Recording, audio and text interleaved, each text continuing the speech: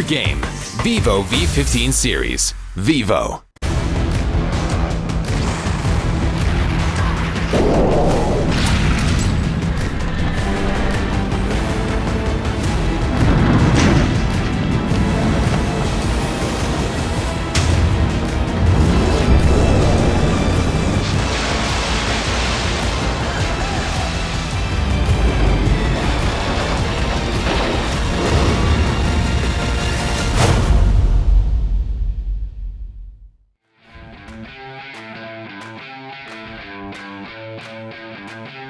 Welcome back to the PMCO PUBG Mobile Club Open 2019 Fall Split. It's the Wildcard groups. My name is Win, along with AJ will be your casters for the day, and thanks to our title sponsors Vivo. And if you want seamless and uninterrupted gaming, the Vivo V15 Pro is the phone for you. And if you do like this stream, remember to click that subscribe button and click that notification button to make sure that you get notifications when the games come online, because it's not only one, but there will be 7 games being played right here. And after you get the phone, basically just go on Google Play or App Store. Basically, just search for PUBG Mobile, download it, and you're good to go. This is as easy as that. So thanks again for joining us. We are going to be watching Group A and D battle it out today. It was fun watching the first few days. It was 4 days. We have 2 more days of the groups, or at least the first stage of the groups, before we will get to the semifinals. As you can see from the combination system, we have 24 matches that will be played from the group stages, which has 4 groups, and then we will dwindle down to 3 groups after 8 has been eliminated, and then we will dwindle down to 16 groups where they will be battling it out at the regional finals. And then here are the point systems that will be played today. As you can see, there's 20 points for the winner chicken dinner, 14 points for the second place, third place will get 10 points, but from number 11 to 16 they will all get 1 point each. AJ. And if one, like every kill counts as 1 point. So today we have Group A and Group D playing with each other. This is the first time they're gonna play each other in this match today. So when you wanna do the Group A first? I think we can see that at least DeadlySquad is there. Royal Squad is one of the things that one of the teams that is in the top 8 as well. S7 team looks very strong. SNG is number 3 if I'm not mistaken. So they have strong teams playing in the Group A as well. Yeah, and on Group D we have CQT. Not making it a lot, but also playing pretty consistently. We have JUPLAY right there, doing pretty good on their first day, but not too good after that. And we have the best playing team with Unicom Gaming, doing pretty good jobs, making those frags come in and winning some placement points, and having actually 2 chicken dinner the day before. Yeah, as we can see, or as we know, in the ranking list, we have top 8. In the top 8, we have 4 teams from Group A and Group D. We have CQT Team, we have SNG Club sitting at number 3, Royal Squad at number 7, and Marauders at from Group D at number 8. So we do have 4 teams from the Group A and D in the top 8 right now. So that will be fun to watch as well, because they are going to try and catch back up, especially SNG, which are very, very close to its Nova Esports, who are sitting at number 1. Yeah. But the thing we need to mention today, because it's the 5th day of day, some teams need to step up their game, or else they're gonna get eliminated tomorrow. Yep, it's very easy. It's easy as that. Just the first 6 games will be played, or the first 6 days will be played, and after that we will be eliminating at least 8 teams out of that. So thanks again for joining us. We are in Erangel for the first map of the day, and hopefully it will be a fun map to watch as well. And what do you think is going to happen, AJ? So first of all, today we have 2 teams coming in. Basically, it is going to be their first time meeting each other. So a lot of teams are going to play much more passive on this map, first map. Then after understanding their opponents, how the play style they got, they should be opening up a little bit more and playing more aggressive later on in the games. But so far on the first map, they're gonna play a little bit passive than normally they can usually do. Yeah, usually they start it off with a very passive game. They want to gauge how the opponents are playing, where their hot drops is, where there are the places that they can drop without fighting with the other teams, and that will be the start of how they usually play. Yeah, we have a little bit not the best route you can get. It's not much of it, but still good enough. Right? Yeah, good enough for a lot of these teams, but a lot of them looks like they want to drop at least a Pachinki, Rozok, Farm, and might be a team going towards Sanoska military base, because there's a couple of teams that are dropping very, very late here, but most of them are kind of split apart. We can see 4-4 area going towards Starboard, which usually go there, but Nova Monsters are heading towards Last Night Apollo Naya as well. So it's kind of split down the middle, although the plane is a little bit off. Yeah. But it's kind of split down the middle there. Yeah, it's good enough for everybody. Everyone is just gonna like drop down and basically go for the basic first phase of looting. Yep, hopefully it will be fun to watch. That's what we are watching. GS Killer here, just flying down. And again, most of these teams will try to gauge each other first in the first match, to try to get a little bit of an understanding how their opponents play. Then they'll make their patterns be known as well. Because after this, it will be Sanhok. Then we will be going to Miramar, and then we'll be going back to Erangel. And the Erangel last map should be really fun to watch. And the one thing I want to mention is we've seen wildcard teams like to play or like basically engage very early on the game. So I wish they could be less aggressive, as I was saying. Yeah, you were saying that's aggressive, but suddenly Scorpion's like, okay, never mind. I don't want to follow what AJ just said. I want to straight away go and find myself a kill. And he does get one kill, dropping one player from DeadlySquad.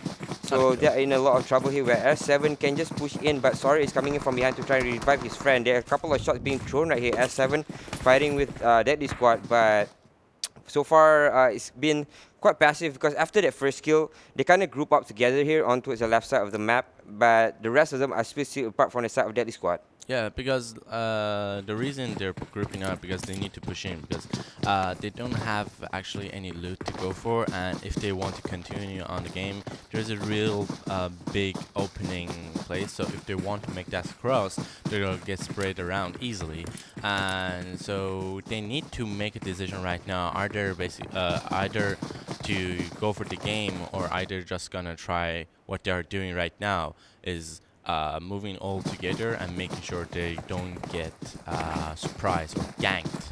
Yep, that's exactly what's going to happen right now. S7 is going to try and push it out. As I said, trying to get some more information, trying to get some more kills, but it's actually DS who will be dropping one more player here. DeadlySquad losing players left and right. It wasn't Don who was dropped this time around. It will be his partner who tried to save him there. And S7 very quick on their feet. There's a Tommy gun onto Willem. They look like they want to go in for the fight. Again, they don't have any healing items. They do not know where the player is. They have an inkling of it, but it looks like DS DeadlySquad are cutting their losses. Now they're going to push up and should be able to secure this kill. They know they have an inkling of where he's at. They need to check this corner, and they should be able to get this. He's right behind the door. They don't know where he's at. Now they're going to check it. All right. We'll be able to get that kill and a finish up on DS. And Sorry will be dropped. And Sorry, no cure, brother. We have our first blood coming in from S7 Scorpion. Great start from actually S7. Yep, good start from S7. Very, very aggressive as well. As you said, they needed to find themselves some loot. But you look at that, Sun that's coming in from behind. He wants to be aggressive as well to try and recover what they have lost. And the ADR is there to provide support as well. It looks like they want to try and pincer the S7 team players in, but they have been found by Mario here. And they should be careful, because Mario does have the AK in hand. The AK does a lot of damage as well with the 7.62 bullets. So they have to be careful here. But Sunday wants to go in for the kill. Yeah, so Mario right now, so we can see a team S7 basically and claiming their territory.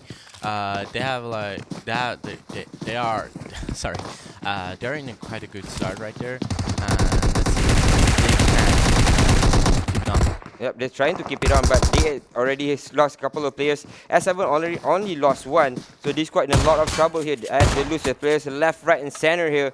And it looks like this map, this part of the map should be done and dusted for them. They should be getting this map, and then after that, they should be getting all the loot in the world, because right now they're getting pushed in, but they should be able to get these kills in, leaving Don all alone. Don was the first guy who was knocked here after he was picked up. He's still alive, but the rest of them are gone, and he's getting sprayed down as well here from Mario.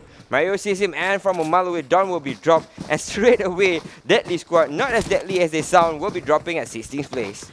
Like, this is actually a bad news for DeadlySquad, because as I believe, they are not on the leaderboard, and yes, they are actually on 32nd place, means they are in the bottom line of the scoreboard.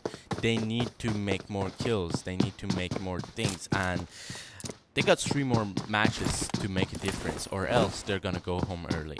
Yep, they have to be careful there because they are stepped or right smack in the last page. So it's not things are not looking too good for them. They have to be careful here. And again, this is their final chance to make it work. This is their final chance to get onto its third map and do something about it. Because sitting on the 4th page is, of course, you'll be going home very, very fast. Very early. Like you're not gonna feel so great after going home that early. But still, let's carry on the game. Yeah, CQT with DDT. It looks like they have found each other here in the situation, but it looks like, again, none of these teams want to really fight early on. Dark Dynasty, it looks like they want to fire back to CQT. CQT in a lot of trouble here, but they are out in the open, but DDT does not want to overcommit in this situation. Dark Dynasty, do they want to push? That's the question. It's a little bit too far for them to push. The car 98 should be doing some work here. Does a little bit of damage. It's only 70 HP that's being shot here. Mark ducks down. He should be able to survive this for the meantime by checking on the side. They have an inkling of where he's at, but the smoke is covering them for the meantime here, AJ. I'm not too worried about CQT because we've seen them playing pretty good from actually the 2 days they've played. They weren't able to get a lot of kills or a lot of like good positioning, but the point was they were always on top 5. So basically they got at least their placement points. So they're not too worried about getting wiped out on the first round of wiping like basically elimination teams. So they're so far so good. As we're saying, they were able to make it out there without losing anyone. Maybe just a little bit of items lost and 1 knockdown, I guess. Yeah, well, DDT I think if I'm not mistaken, they've lost 1 player and 1 knock. So they should be able to pick that player out. Only 1 loss in between that fight. So DDT looking still pretty good if they want to fight this off. But again, these things are not looking so great for them. 4v3 situation, and Mark has the Car 98 in hand as well. So it means that he can throw that long range shot and make sure that he can suppress them from moving out of the houses. So this is very dangerous for Dark Dynasty right now. Right, so CQT are from Chinese Taipei, I believe. They're playing so far so good as we see them on the scoreboard. They're not playing too much, but they are always able to make it to the last circles. That's where you, like, if we can consistently get into the top 5 places or getting into the circles, add a little bit luck on your side, you may just get a like perfect perfect circle on your side, and you're just gonna have that chicken dinner. Like, if God wants you to have that chicken dinner, you'll have it. You just need to give yourself a little bit more chance to getting those last chances. Yeah, that's the name of the game. Try to increase your chances to try and win. By increasing your chances, meaning that try to survive with a lot more players. Try to not to take early engagement. Try to take the engagements very later stages of the game where you have your equipment, where you have all the med kits and first aids to work with, especially the utilities, right? We saw a lot of utilities being used by the South American teams, but so far we haven't seen that many nades coming out from the Wildcard. Usually they're very good with their smokes to cover up their movements, to cover up the players that's being knocked, and they usually leave a couple of wall of smokes to make sure that their movements are not being found out. So that's one of the things that you can look forward to from the wildcard region. But again, their nades have a lot to be desired, so hopefully in this time they will rectify that situation, because we like to see a lot of nade fights at least. Yeah, so as a tactic guy, like I'm more like a tactic guy, like an analyst. I love the smoke, the utilities usage of actually Wildcard. They're not good as South American teams, but still lot better than some of the regions. Let's see if they can show us some new moves or like cool thing that we can learn on this match. Yep, this is of course first time for us to be watching this split teams playing it very, very proficiently, or for us, it's the first time we're seeing them live as well. So hopefully they'll provide us with a lot more fun and a lot of surprising gameplays, because Wildcard is one of the regions where it's kind of the leftovers from the other regions. Yes. So they are kind of combined, and they don't have a legit playstyle, or not a legit playstyle, a proper playstyle where everybody understands each other, because they're quite far apart from each other. Yeah, you got teams from China, which is from Taipei and Taiwan. Sorry, Taipei and Taiwan is basically the same place. Chinese, Taipei and China, Hong Kong. You got teams from Mongolia. You got teams basically every part of the world. So you can see a lot of different play styles, because if you're stuck in the same region, for example, if you play in South America, everybody is playing that passive game, right? Yep. So if you don't suit in, you're gonna suffer a lot. Also, like if you're playing in the Middle East region, everybody's playing aggressive, and if you don't play the offense game, you're also gonna suffer a lot. So the thing about Wildcard is basically we have some sprays coming in. I'll explain it later. Double getting shot here for the Nova Monster squad, but it looks like they will be able to get out of their scot-free. It looks like TES wants to get into the car and try to engage here. So it might be an engagement very early on. Again, they look like they want to hunt for blood, but it's ill-advised. We have seen a lot of these teams fighting very early on, especially in the other regions, and then they keep losing very early on as well. So they keep losing utilities, sometimes they drop a player. So it means that they will be going into the last circle very, very ill-equipped. So SNG right now getting shot upon the hell of far range from JUP.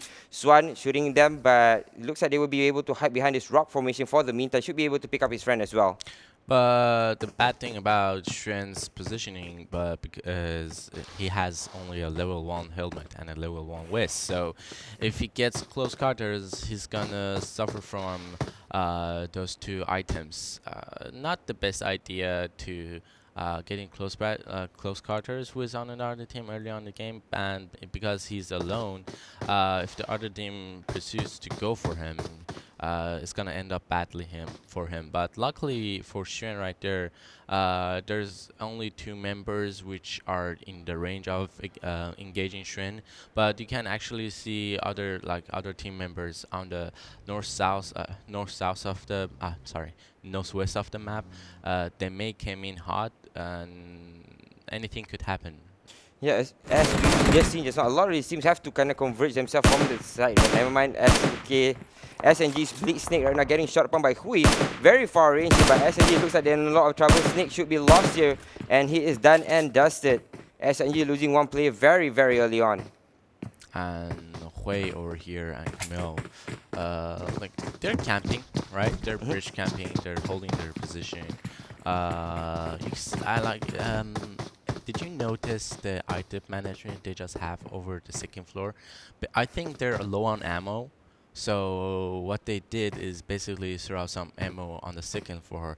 If needed, someone can easily just go grab it. That's an item management that we don't usually see, but now Nova Monsters right now in a lot of trouble as they pass down MR. MR doesn't see them from a mile away. They're stopping inside the warehouse. This is a lot of problems because they can be found out. Okay, they can be pushed as well because they're stuck inside one compound, and just MR wants to commit to this. It looks like they might want to do so. As another player coming in from the side is AA, and he will be able to hide behind the houses for the meantime. Adele is still on the second floor. He can just throw himself in the situation and just not be found out for the meantime. But he's checking B6, making sure there's nobody coming in for the third party. And so far, so good. They're just fighting with the Nova Monsters. Nova Monsters MRs are actually in a bad position because due to the airdrop is just next beside them. So you may have teams watching over that airdrop. While they're watching over that airdrop, they're gonna spot you. And if they're a little bit happy, like trigger happy about it, they're just gonna try to land those shots onto your head, just like Adele just got there. Yeah, Adele is actually getting third party by UNG, Unicorn Gaming, from the other side of the map. So that's very dangerous for him. Again, he's sitting on the second floor, so he's quite open here. But because of it, Nova Monsters aim locker does know where UNGs are. Unicorn Gaming might be in trouble here, but there is a third party coming in from Unicorn Gaming, while Nova Monsters are kind of stuck in this warehouse. They can't really go out because of MR right in front. The Marauders are just looking towards them. And yeah, okay, they can be third party here, but Shiran is going to try and go for the flank, or at least look around them, making sure that they're not getting flanked as well.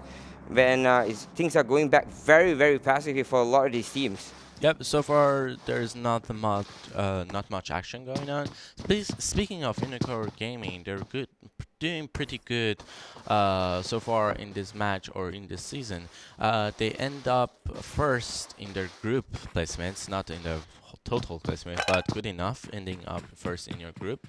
So Unicorn Gaming is going to try, sorry, not basically. They're gonna try to land some shots long range, but try not to get engaged too much early on their games. Yeah, they're getting shot here, Unicorn Gaming, by the players from Marauders. That was a very, very far shot. So they can't really commit because, again, Unicorn Gaming is very, very far from them. But this Nova Monsters was very close. But they still don't want to siege here. I'm not too sure why it's taking such a long time for them to just stay in this house. Because it's either you siege the house that's the closest to you, or you just play it very passively, or just escape from there. But Rose right now, in the very peculiar situation, they just pass Unicorn Gaming here, but Rose inside those cars. They will be shot. Farmer in a lot of trouble here. Will be able to escape with his life. And the rest of Unicorn Gaming will not commit to this fight. Again, they're all in the circle. Yes. They can just play it very safe. Not a lot of teams outside of the circle. We have 4-4 Arrow, we have DDT, we have S7 as well out of there. But a couple of shots here coming in, and RS is in a lot of trouble. They're losing players left, right, and center, and they might be going home very, very soon here because Psycho has been dropped as well. So things are not looking too good for RS. Yes, and this is the early on stages which teams don't like to. Oh, we have 4 teams here. This is going to be a hot place right now.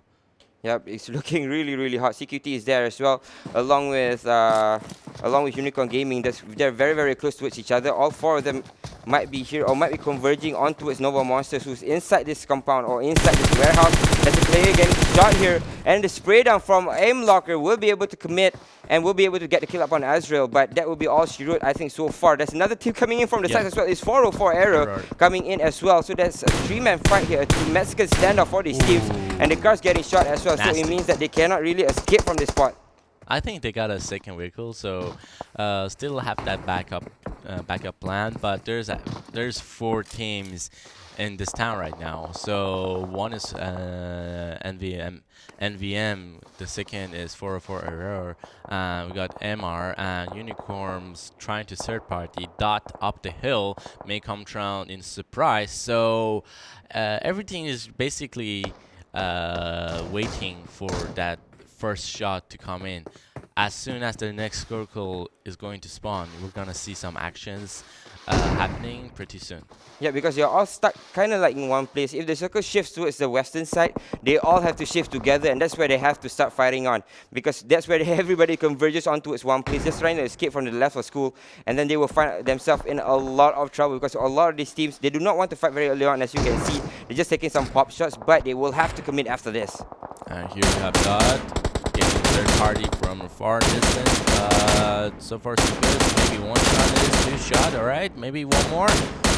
Yeah. So basically in this phase you're looking for other teams trying to they do get shot, but not by MVM right here. Yep, somebody else has already, KS already gotten themselves a knock there on the side of UNG, and right now CQT has been spotted out by Nova Monsters, so they're throwing out a couple of smokes to buy themselves some time or to buy themselves some vision where they can just concentrate on towards the front side, which is occupied by, I think if I'm not mistaken, is MR, which is right across them, and 404 across them as well, but on the second or on the side of the houses. Alright, the circle just spawned in, ending up on the western side of the circle we have right now. So 4 teams are going to get eliminated before getting there because it's too crowded here, and we may see CQD just getting blown up maybe 2 minutes later. Yeah, Mark just trying to run the hell out of there, but he's getting shot as well. He's left to half HP. He's still in that car. Will be able to escape. 404 as well. They're getting into their cars. They're trying to escape from behind Nova Monsters, but Nova Monsters is getting inside their cars as well. Everybody's converging together, trying to get into the circle, but Shiran's car, he's already on fire, or at least the smokes has come up on towards his car, so he will be joining his friends instead. They have a safer car here. For Kenny's up on top of the hill. Nova Monsters want to try and commit to this. It looks like they want to try and fight it. 404 Arrow is right above this hill. They want to try and fight these 28 shots coming out. But Nova Monsters still very much safe here. They're still hiding in from the sides. It looks like Nova Monsters wants to commit to 4-4, but 4-4 is hiding again, playing it very passively behind the rock formation, but they're getting engaged for very fast. 4-4 losing players left and right, and Kenny getting shot as well, but someone gets one kill. But right now Nova Monsters will be able to clear down 4-4 very quickly in quick succession as well. About that, Nova Monster had a little bit luck on their side because we've just like we saw, they're having a little bit problem with committing to it. So not a good time to not committing to action that your team members just called in. So it wasn't too bad. They didn't lose anybody. So they should really like thank you for that, not getting shut down or losing. Yeah, Marauders is eliminated at 12th place right now. And as you can see, Rose is the one that's getting all those kills onto them. And Unicorn Gaming still fighting along with CQT as well. They will be able to clear down one player, but look at the Sky is in a lot of trouble here. UNG Unicorn Gaming coming onto him. Sky is in a lot of trouble. He's trying to run away from the side, but somehow his teammate will be able to save him here. Will be able to get that kill. Sky wants to push in some more. He only lost MAA here. Position. Yeah, is he going to get it? Yes. Above that will be able to spray down. Hao Cheng is down now. A couple of players still behind him. He's trying to expose himself, but Ryan's coming in from the side, and Kai gets eliminated or gets knocked on his knees. Now they will be fighting here, but you can see UNG is left with one player in the situation. Nova Monsters still very much safer as they have a player down above, and they should be able to get the skill up on Unicorn Gaming. Can they commit though? Because Unicorn Gaming is inside the smoke. Nova Monsters does not know what's the situation, but 404 is right behind, and Nova Monsters might be sandwiched in the situation and might be third party very soon. Nova Monster has no idea that 404 is just behind them. Like you have no like if you notice, they have no one watching their back. And what you need basically in this scenario is a grenade. No, they're getting into the car. It means that they're going to be straight down here, but somehow they will be able to hide. That was so bloody close, but Aim Locker will not be able to finish that kill.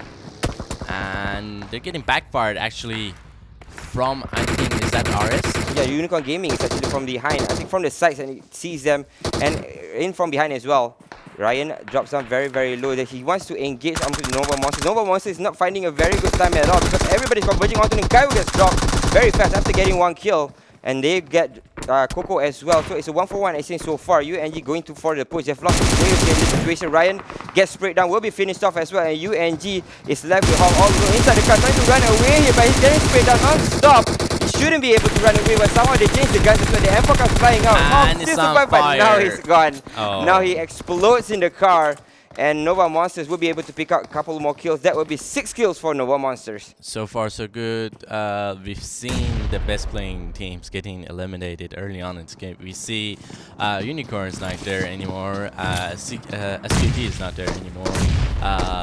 Yeah, that was basically the two of the best playing teams we had with the last match. So JUPLAY on the other hand, which did quite well on their first match, but not quite enough on their second day of the matches, are basically stepping it up. So far so good. They got 4-man squad, 4-man strong, and let's see how they are going to play this out. Yeah, back to it. So as you can see inside the circle, everybody's already inside it. Not a lot of places for them to go. There's only a couple of compounds that's here, that's safe, and it's occupied by Rose as well. There's another compound that's on the side. It's actually S7. They spot him out. They know where he's at, but Rose does not want to commit too fast because the S7s might jump in towards them if they get a couple of knocks in. But as you can see, they're still converging on towards his house. Rose is in behind the house. S7 in a lot of trouble here. Right. The thing is here, no one wants to commit so early because they're just in a position that they're like hoping or looking for someone to make a fall or someone to make a bad choice and they can pick it up. But no one is doing that right now because everybody is actually in the circle. Nobody's out of the circle. So everybody's just waiting for the next circle to be announced. And we do have the announcement coming in, which is ending up on the south side of the circle we have right now. Let's see how these two teams are going to play it out. Yeah, this is really weird where Rose is on the first floor. S7 is on the second floor. They have 2 players here. And it looks like Rose wants to go in for the seats. He sent 1 player out first. S7 in a lot of trouble here as Farmer goes in first. But this might be a mistake. He gets knocked down one by one. They're getting knocked down here. Oh my god, what a mistake. But somehow S7 will be eliminated here by Rose. That was very close call because they were getting sandwiched by a crossfire there. Yes. Yes, here we have Nova Monsters right now. 4-man squad, so far so good. Against playing actually JUPLAY, which is also 4-man squad. But you see Damao a little bit farther than other players, but they're basically securing their backside and making sure that they're not getting backstab. So here's the play. They are both in the circle, so they don't have to actually fight each other. Just making sure they don't get surprised. Yep, that is the name of the game. Make sure that you don't get surprised in this close quarter combat, as AJ always says. Right now, in from the side, it's SNG suddenly found the play from Rose here. Rose Farmer will be finished off, and it looks like SNG wants to commit to this fight. There's another player on the second floor, but SNG has to be careful. He gets another kill here from Ace, and he wants to go in for the ace. Maybe could be, should be, because he's gotten himself already 2 kills so far. But as you can see, Rose, the last remaining player, is on the second floor, and he has to be careful in this situation because that's the only thing that he can do here. You just wait for SNG to come in on towards him, and then he will have to fight him head on because he's all alone here in a 1v2 situation. And Rose actually getting hunted down by SNG. Let's see if he can bring one down before he goes. Oh, will be able to do so. No, that should be all she wrote. But yes, they're gonna get one more down because already the knockdown they have on their teammate is in the blue. So that man is not going to make it, man. Yeah, he's not going to make it. But Nova Monsters looking very strong here with 4 players strong. SNG with just 2 players still very much alive. There's 1 knock. JUPLAY Team make it 4, as JUPLAY Team has 4 players as well. So things are looking very good for 3 of these teams. They have a lot of players still very much alive here. But in from afar is SNG getting shot by JUP.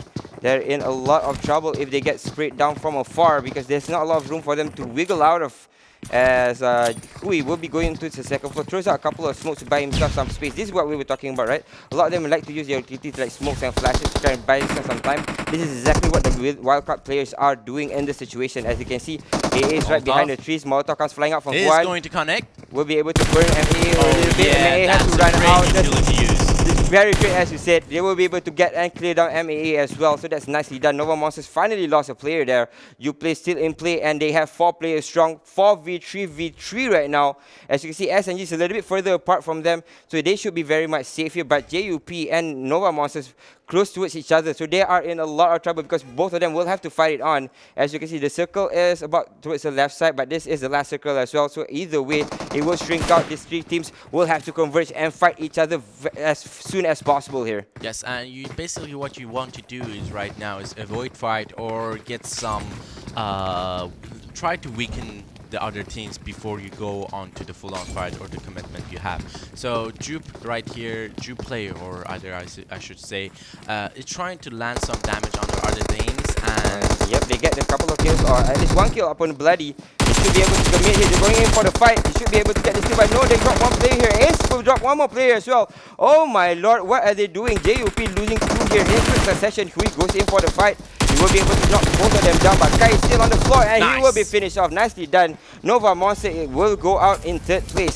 Leaving 2 more teams is SNG and JUPLAY in a 2v2, but maybe we're gonna get to that in between a couple of seconds because the circle is closing and we see Shen picking up, and yes, he does pick up his teammate. He's gonna recover for that, maybe 8 more seconds. Right now, if SNG has some frag, it's gonna help them a lot, but maybe they don't have any more. Yep, SNG is only left 1 player now. He's all alone. Ace, who played wonderfully well, but he will be going down as well. And SNG is out. That JUPLAY will be picking up the first winner chicken dinner. Yep, congratulations for JUPLAY coming back to the game because we haven't seen them playing so good, like too good from the last couple of days. As we have here, JUPLAY actually getting in total of 11 kills. Followed by SNG in 2nd place with 4 kills, and MVM on 3rd place with 6 kills. And Nova Monsters haven't been looking so good in the last couple of days, but so far today they placed themselves top 3, so things are looking out for them. Again, we are looking at the last 8 teams that will be eliminated in the next couple of days, so that's dangerous for them. So a lot of them have to step up, but right now it looks like JUPLAY is the one first to strike in to make sure that they get the winner chicken dinner, and that was a wonderful fight as well. That was a 4v4v2 situation. JUPLAY was a little bit out in the open, but somehow they survived with all of the players. They picked them out 1 by 1. They knew that they didn't have to commit because the player right in front of them, SNG, has lost already 2 players, leaving them with 2. So they made sure that they had everybody there to take down that fight. Yep. try and navigate for I, but a little bit too greedy over there, like trying to land those kills, but getting knocked down and getting that. Sorry about that. Nova Monsters still, they look very strong here in a lot of the times, but at the end of it, again, the most important part is at the end of it where you have to really just fight head on, and although you can get placement points, but you still want kills as well, right? To just add things on to the scoreboard. But JUPLAY will be picking up the first winner chicken dinner, and they look pretty good, pretty solid right now. Yeah, so far so good, because like they were on ninth place before this game. Not a good position to be. Not like you can get qualified out, but yeah. You want to make some impressions, right? You want to be on other teams when they're playing with you, or playing at least with your group, to a little bit be afraid or have a little bit pressure on themselves, so you can get that upper hand. So great play from JUPLAY, securing that winner chicken dinner, and also getting hype a little bit, because on the second day of their matches, they weren't actually pretty good. Yeah. They were like being a little bit passive and not a lot of luck on their side. So yeah, it's a comeback for them. Let's see if they can maintain it throughout the game today. Because we were saying yesterday, momentum and consistency is the key. Although you can get yourself a winner chicken dinner, you must place at least top 5, get yourself at least 5 to 6 frags, make sure that you can grace yourself on top of the table. And JUPLAY will be picking up 31 points in the first game. Rose Esports will be picking up 19 points. They placed, what was that? 8 points is... This is fourth place. Fourth place, but they have 11 kills, so putting them with 19 points, they will place second here. SNG Club, who are at number 3 right now in the total rankings, are at 18 points, so they're looking pretty good as well. Nova Monsters finally on the board, looking great with 16 points, so they are in the top 4. Things are looking pretty good for SNG as well. Yeah, but I'm pretty concerned with DeadlySquad and ROYALE Squad, because they don't have a lot of points, so if they don't do anything special tonight, they are going to be saying goodbye pretty soon. Yep, and this is the overall standings. Nova Esports still at first place, 142 points. Just is second with 141, just 1 point difference there. But we're looking at SNG with they just played one of their matches here, and they look pretty good. They got third place, so not the worst. Yeah. They still got themselves a couple of points, and they're still up there with 131 points. Only 11-point difference between them and first place. So that's looking pretty good for them, because SNG is, of course, from Team D, if I'm not mistaken, or Team A. They're from Team A, for Group A. Yeah. So they're looking pretty good here, and they are in the top 3. So if I'm not mistaken, in that last page, or in the first page, there's at least 4 teams from Group A and D. Yeah. So far, so what we got to say other than that? Other than that, we have to look at the last page, because the last page is a scary page, of course. One of these teams on the last page, at least one of these teams will be going home, because they've only played, as you can see, 9 for SRY. The rest of them haven't played a lot of matches. But look at that, Nova Monsters with, Nova Esports with Bandit to 22 kills. Nova Xiaozi with 20 kills as well. Nova is right up there in the top 5 as well. So Nova is looking pretty good, but they are not playing today. So tomorrow might be a huge day for them as well. Yeah, but we're gonna see some names making into that list today, because some of the teams have played one more round more than other teams. So we're gonna see that final killer list being a little bit of variation. Yep, so far so good for a lot of these teams. But again, a lot of variations we will see today, because a lot of them will be trying to fight their way in towards the top 24 to make sure that they do not get eliminated tomorrow. So that will be it for the first game. We will be returning after the short break.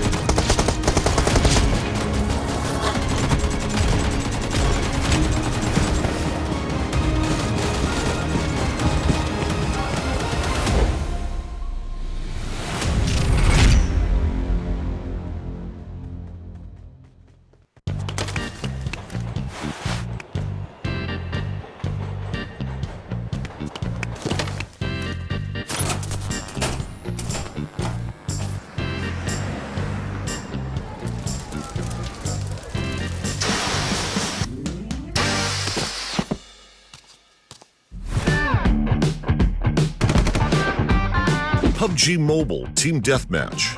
Anytime, anywhere. There is a better choice.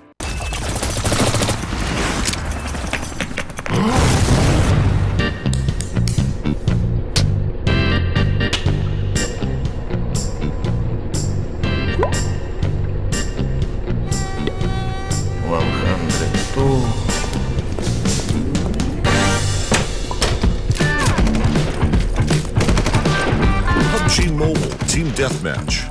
A quick game for those short breaks. There is a better choice.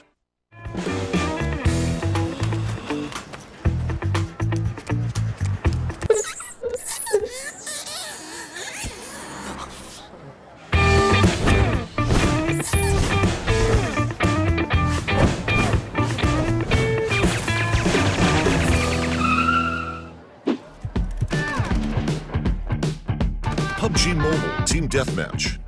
Endless respawn, endless fun. There is a better choice.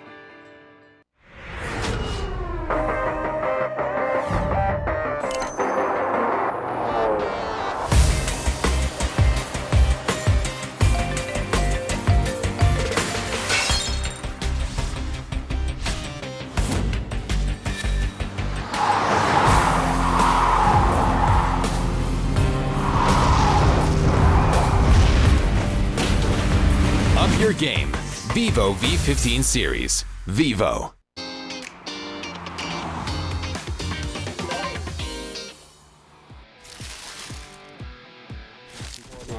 Watch my CSP, we saw them earlier still for live. CQT going for it. He was actually going to go for the thirst. He won't manage to get it. Oh, he got him right before he got out the door. He tried and closed to exit it. out the back door, sneak out. Directly south of the active wording. So we've seen more squads rotate. We have a drive-by happening. Vortex will be connected by Casper to this drive-by, and they are not done yet. They're trying to take down Tony. Tony's tire will be popping. They're trying to run into Tony. Did they get Tony? Oh, they're popping out. They took down Tony. Billing tried to clear it on out. Smokes are over here. KL trying to defend against the Unicorns. Going to be taking down one. Going to be swapping the weapons for the quick fire. Can they get another one? No. KL will be annihilated there. Oh, Rose. They're in the kill feed again. That's on Unicorn Gaming, I believe, which is this squad that... Oh, he opened the door, threw the grenade in. Now he's going to toss a molly over here to force him into that direction. Yeah. Yes, he forced him straight back into the grenade, so he doesn't actually get a knock. That is well played from these Rose players. Oh, Crash is going on right here. There's a lot of actual crashes going on here. This is DDT. Oh man, they let them get the revive there. It's quite And risky. he got Gets the taken knock down. Again, that's the finish too. That might be your boy's headshot gone.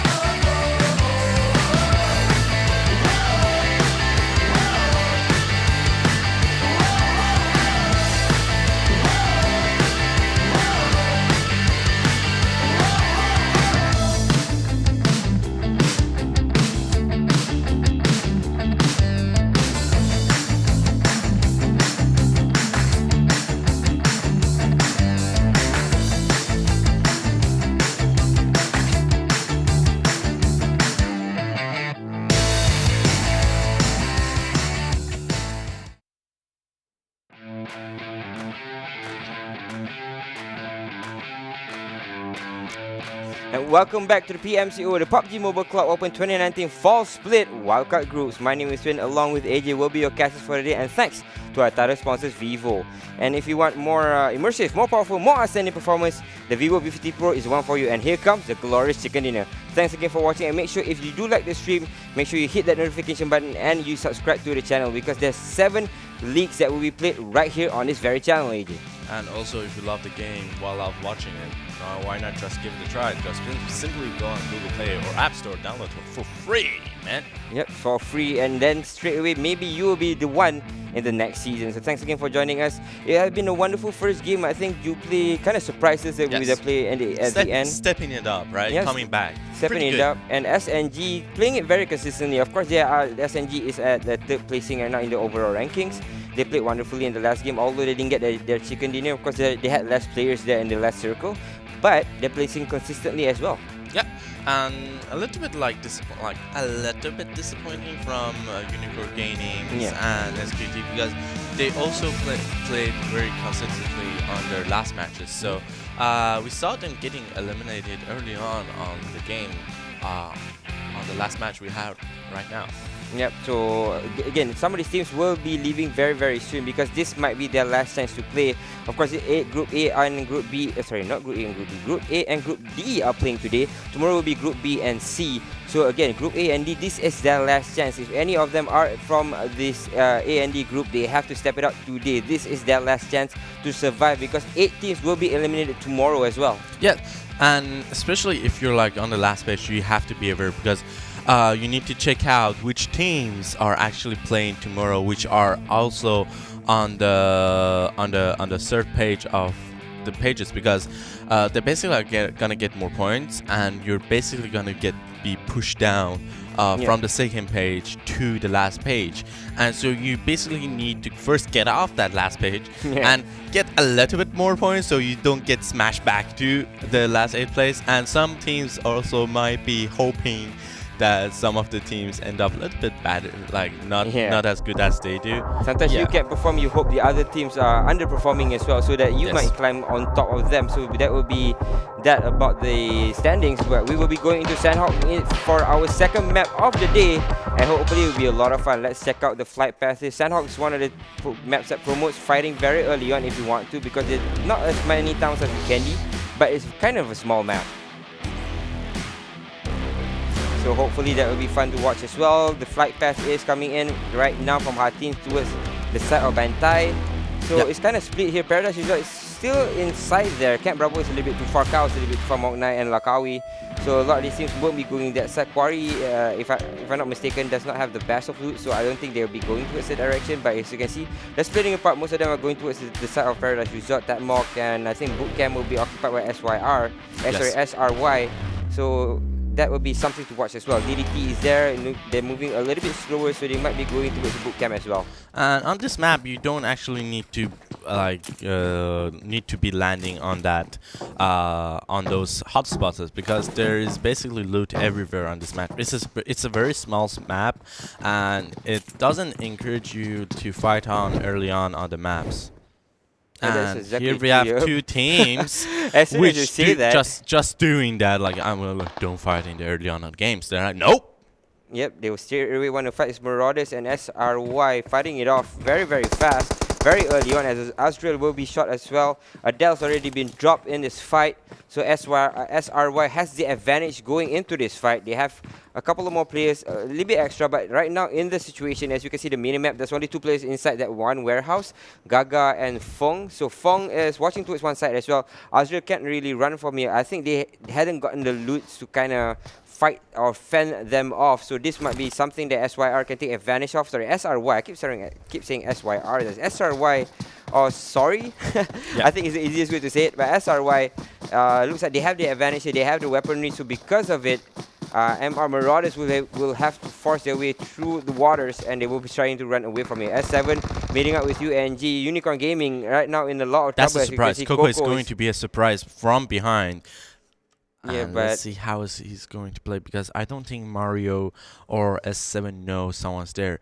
And if he doesn't make those plays and he moves right now, Mario knows he's there.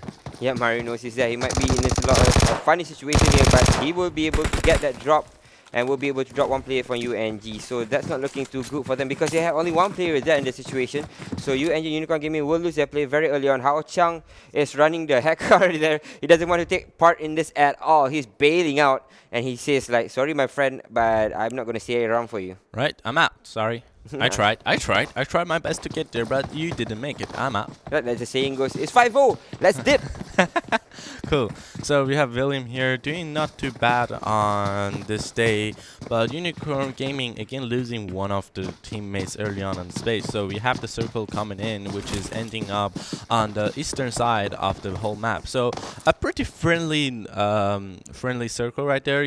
Other teams are okay. DDT right now fighting with Marauders, and Marauders finds themselves in a lot of funny situations where they're finding a lot of opponents in and around the map, which they do not want to really fight this off. But DDT, it looks like they want to push this in. There's only one player here. He's in a 1v3 situation essentially, so I'm not too sure what he can do here. Taran will try and push in, but he needs a teammate here. But oh no, he comes out, and DDT's player is Chuck. Will be able to get that knock and will get that kill as well. Chuck with 1 kill and 1 knock so far. And there's another player coming in. It's actually Azrael. Azrael coming in from behind, but he knows where he's at. Is DDT wanting to push in first, but it looks like Chuck will be taking a more defensive posture here, just waiting for Azrael to expose himself. And because Chuck actually, their teammates weren't there, so basically what he wanted to do was to just delay the time a little bit until his teammates get here, so they can play aggressive more and not losing early on the game. So here comes the grenade. Is it going to connect? I think yes. Oh no! It actually bounced back, so it won't connect. But Azrael has picked up Sozi already, so I think. Oh no. Yeah, Sozi he's picked up. Does he have a heal though? I think okay, he does have a heal. Okay, so that's very good for them. But it's still actually a 4v2 situation. Sozi and Azrael in a lot of trouble here as DDT come pushing in. This will be very, very dangerous for them because they do not have anything else in their arsenal.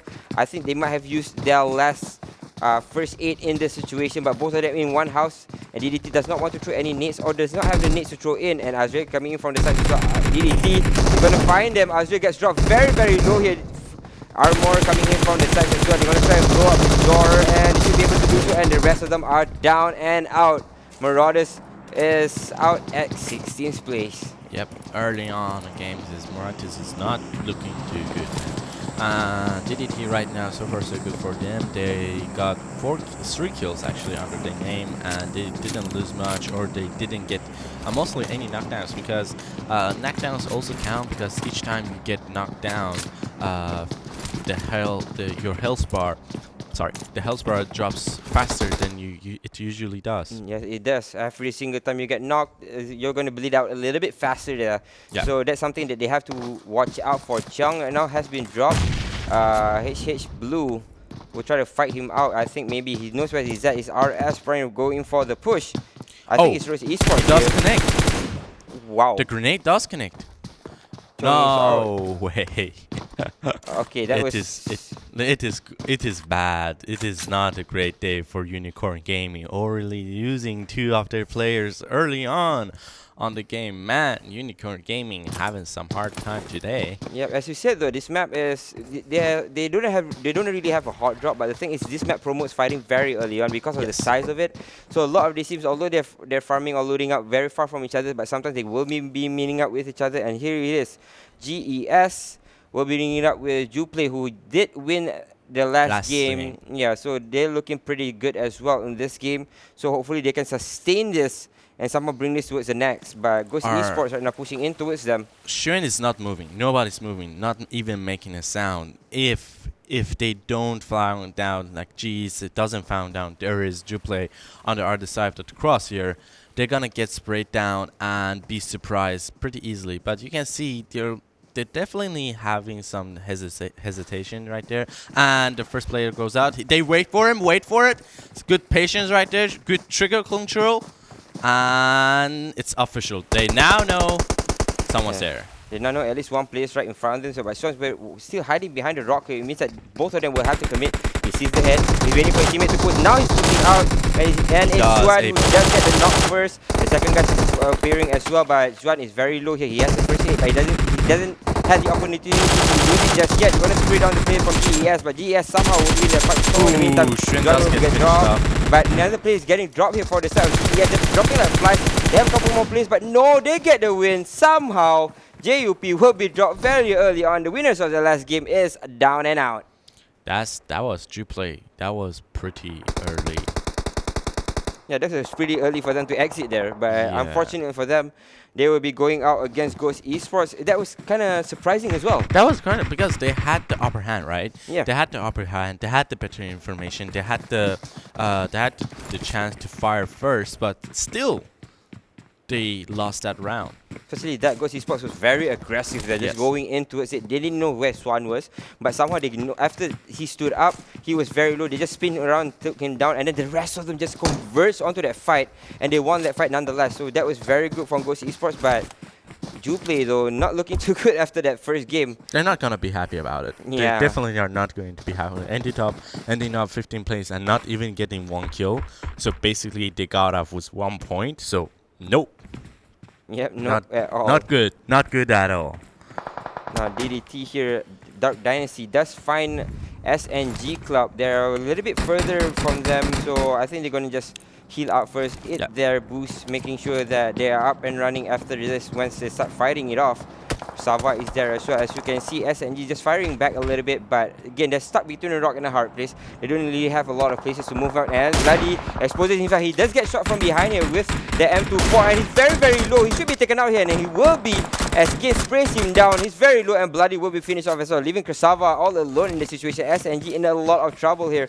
They're losing players like Flies very, very fast. Krasava might be the only player left here from SNG's club. So we've seen SNG ending up in on second places on the first match today, right? But again, we've seen 2 of the best playing teams right now. One is like wiped out already, which is JUPLAY, Yeah. and SNG like only having 1 more player in the game. So SNG is definitely going to play the placement point game, and let's see if we can make it into the final circle. That's the thing, is that this map promotes a little bit more fighting. Sometimes these teams want to play a little bit more passive. They want to farm out first and then just drive by those teams and just not fight them on. But now DS has found out for Arrow. They're very close to each other near They don't know. Paradise Resort, but yeah, they don't don't know. have any information just yet. DS is pushing in.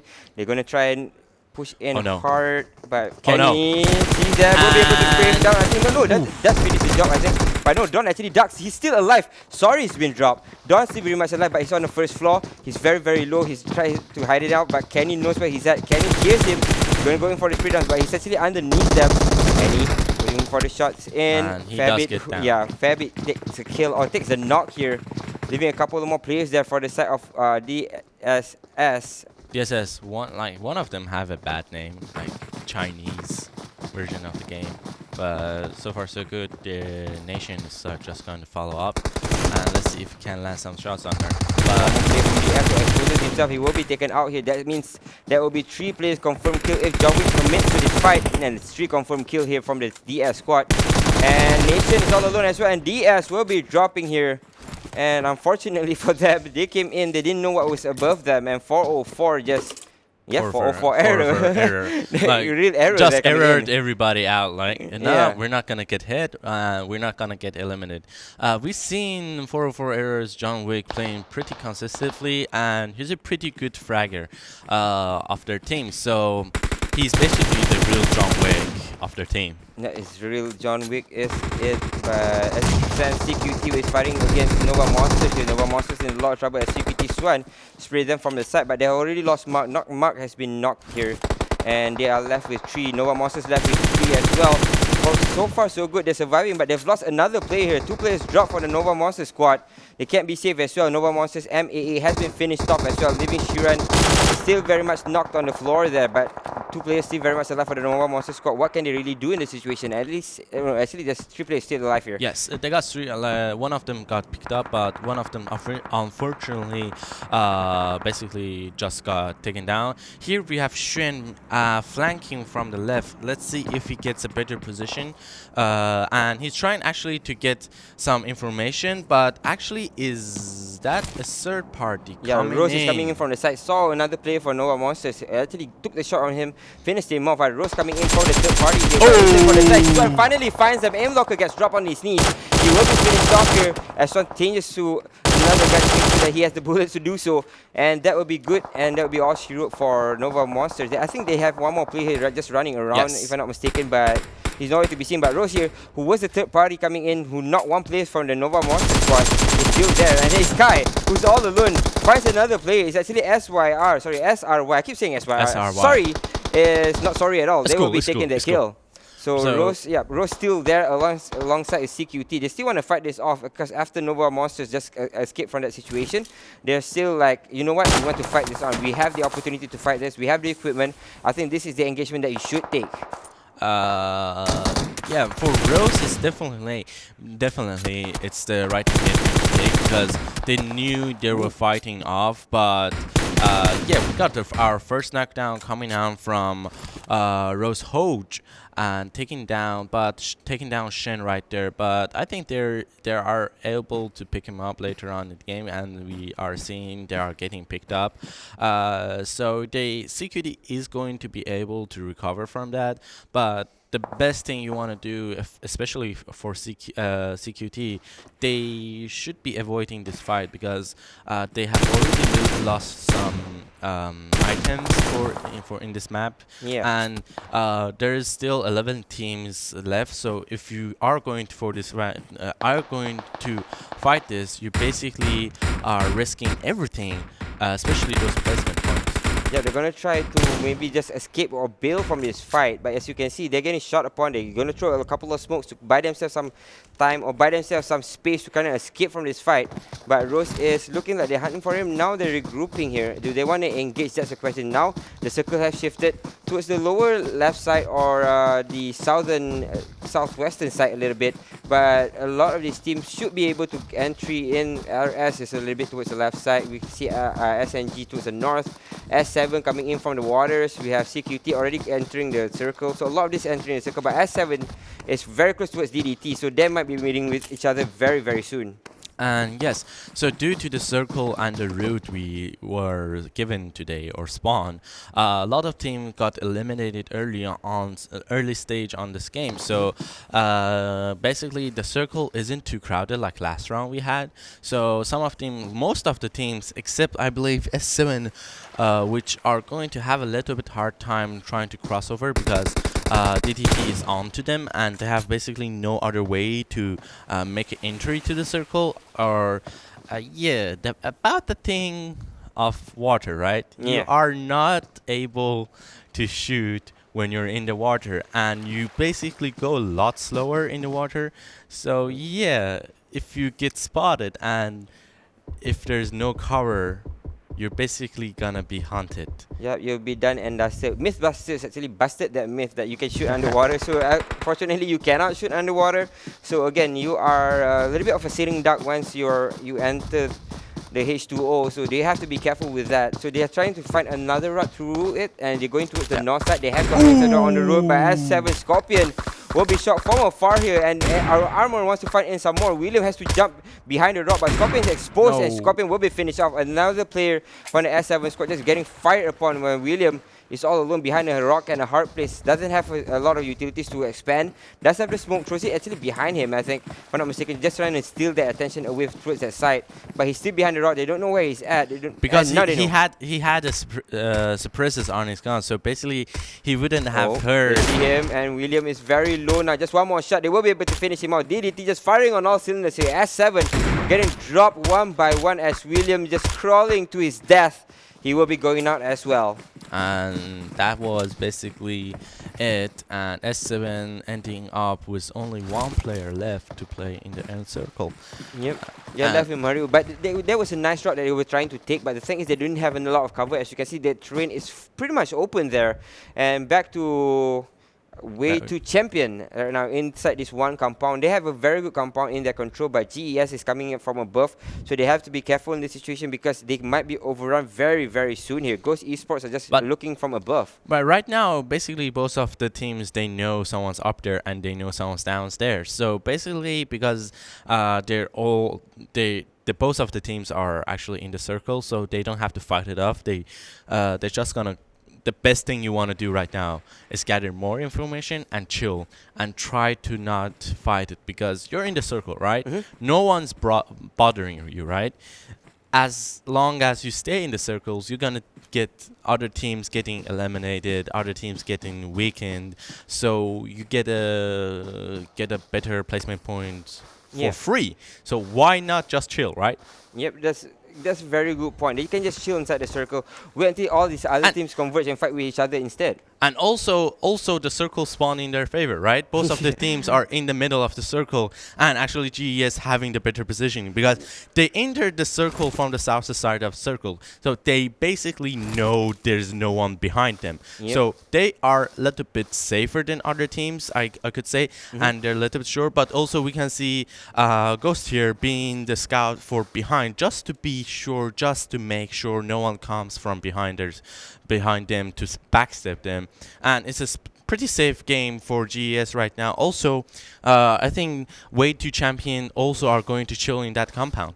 So far, so good for these two teams. They're just going to chill. Yep, they're straight away inside the circle already. But again, as you said, Ghost Esports doesn't have anybody behind. But right now, SRS versus 404 Error, and 404 just eliminate one team. But right now, they're getting fought upon as Kenny gets dropped on his knees. He wants one knock so far, but there's a 1-for-1 knock exchange. But John Wick has been knocked as well. One by one, they're just fighting it off. But ROS just losing players left and right here. These things are not looking too good because they're getting third party as well. So everybody is actually on the northern side of the map.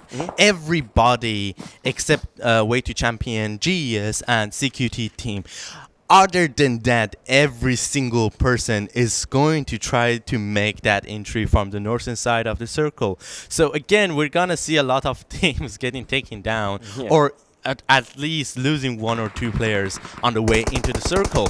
It's going to be an ugly fight as we are seeing right now. Yeah, as soon as they start converging, because everybody just gonna be flocked up in one direction. As you can see, they're very close to each other. RS has one more player coming in from behind. They have to be careful here. There's a team coming in from the middle of the blue, so he might get flanked here in this situation because Ponchik is actually looking in the wrong direction here. As you can see, there's one more player coming in from behind. They have to be careful here. Fang is inside the compound. He should be safe for now, but the blue might be coming in, so he has to move as well. So SRY basically pinning down two teams right now. They're in a better position than other teams. But what they want to do is making sure that no one comes from behind, because they already have problems fighting to fight through when they want to make the entry into the circle. They have no covers. No. And Rose does take down Fang right there. Back to RS against 404. 404's Rabbit still behind the tree though. Ponchik knows where he's at. He's marking towards him, but the blue is hitting him up a little bit, so he has to be careful here. But Fabi is going to run into the other side, and Fabi gets sprayed down. Ponchik, so alert here, will be able to get both of those kills, I think, and Fabi gets dropped as well. Nicely done from RS as Ponchik takes himself a double kill. Right, and when this circle is ended, it is going to start hurt a little bit more, which it is doing. So every team is going to try to get out there. If you don't have like 10 medkits, don't stay in the circle right now. Yeah, this is very dangerous because you have to expend a lot of it, because a lot of these teams will look towards the middle side of the map to kind of make sure that nobody's inside there, and they want to fight with everybody who's inside the circle as it stands. The circle have shifted towards the southern side, and we have two teams still inside it. It's W2 Way to Champion and of course GE still inside the circle, and they're still pretty much safe here, but the rest of the teams are just converging from the north side, and they will have to fight with each other very, very soon here. But Dot over there, yeah, they are pretty strong. They're 4-man squad, having 12 kills under their name. That's a lot. And if they make it into that winner-winner circle, they're gonna have 34 points. That's actually very good.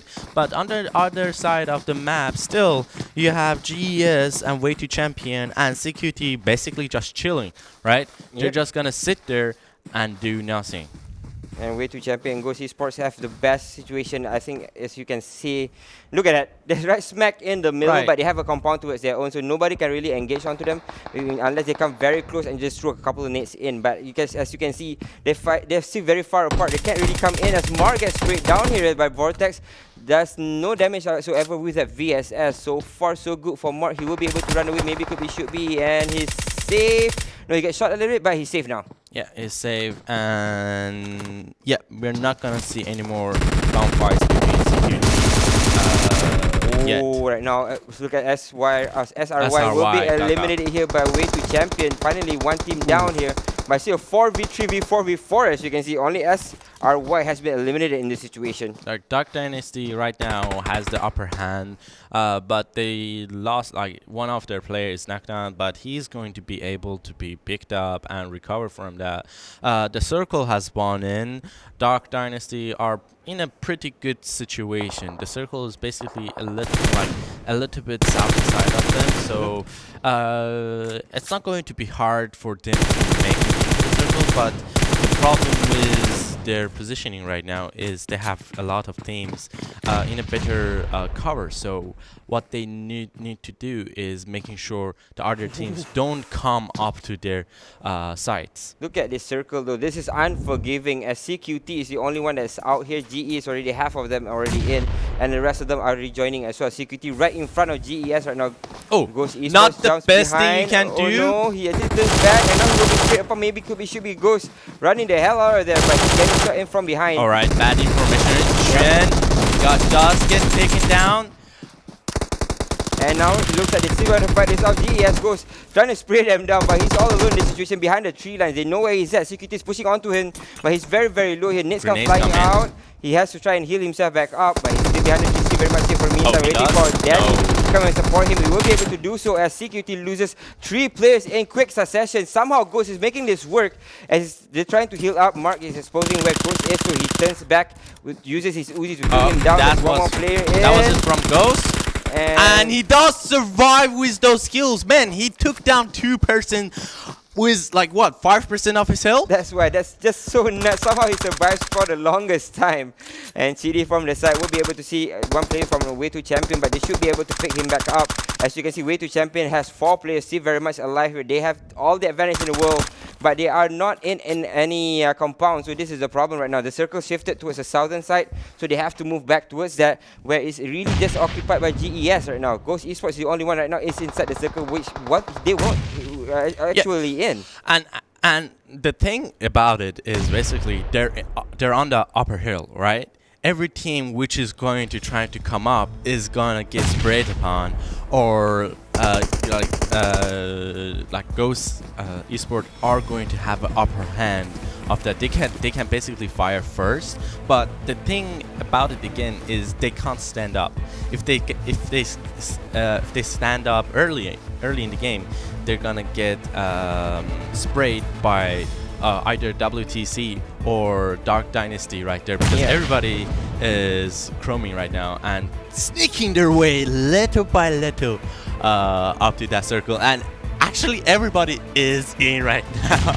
And the next Circle just gets spawned in, and what actually GES want to do right now is rotate to the right side, or we should say to the east side of the map, because the net comes flying out though. Tony has been dropped here. W2C is in a lot of trouble because they're converging onto him. They're getting sandwiched here.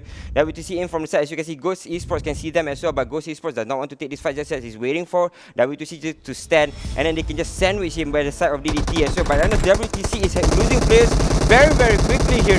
Everybody just dropping like flies.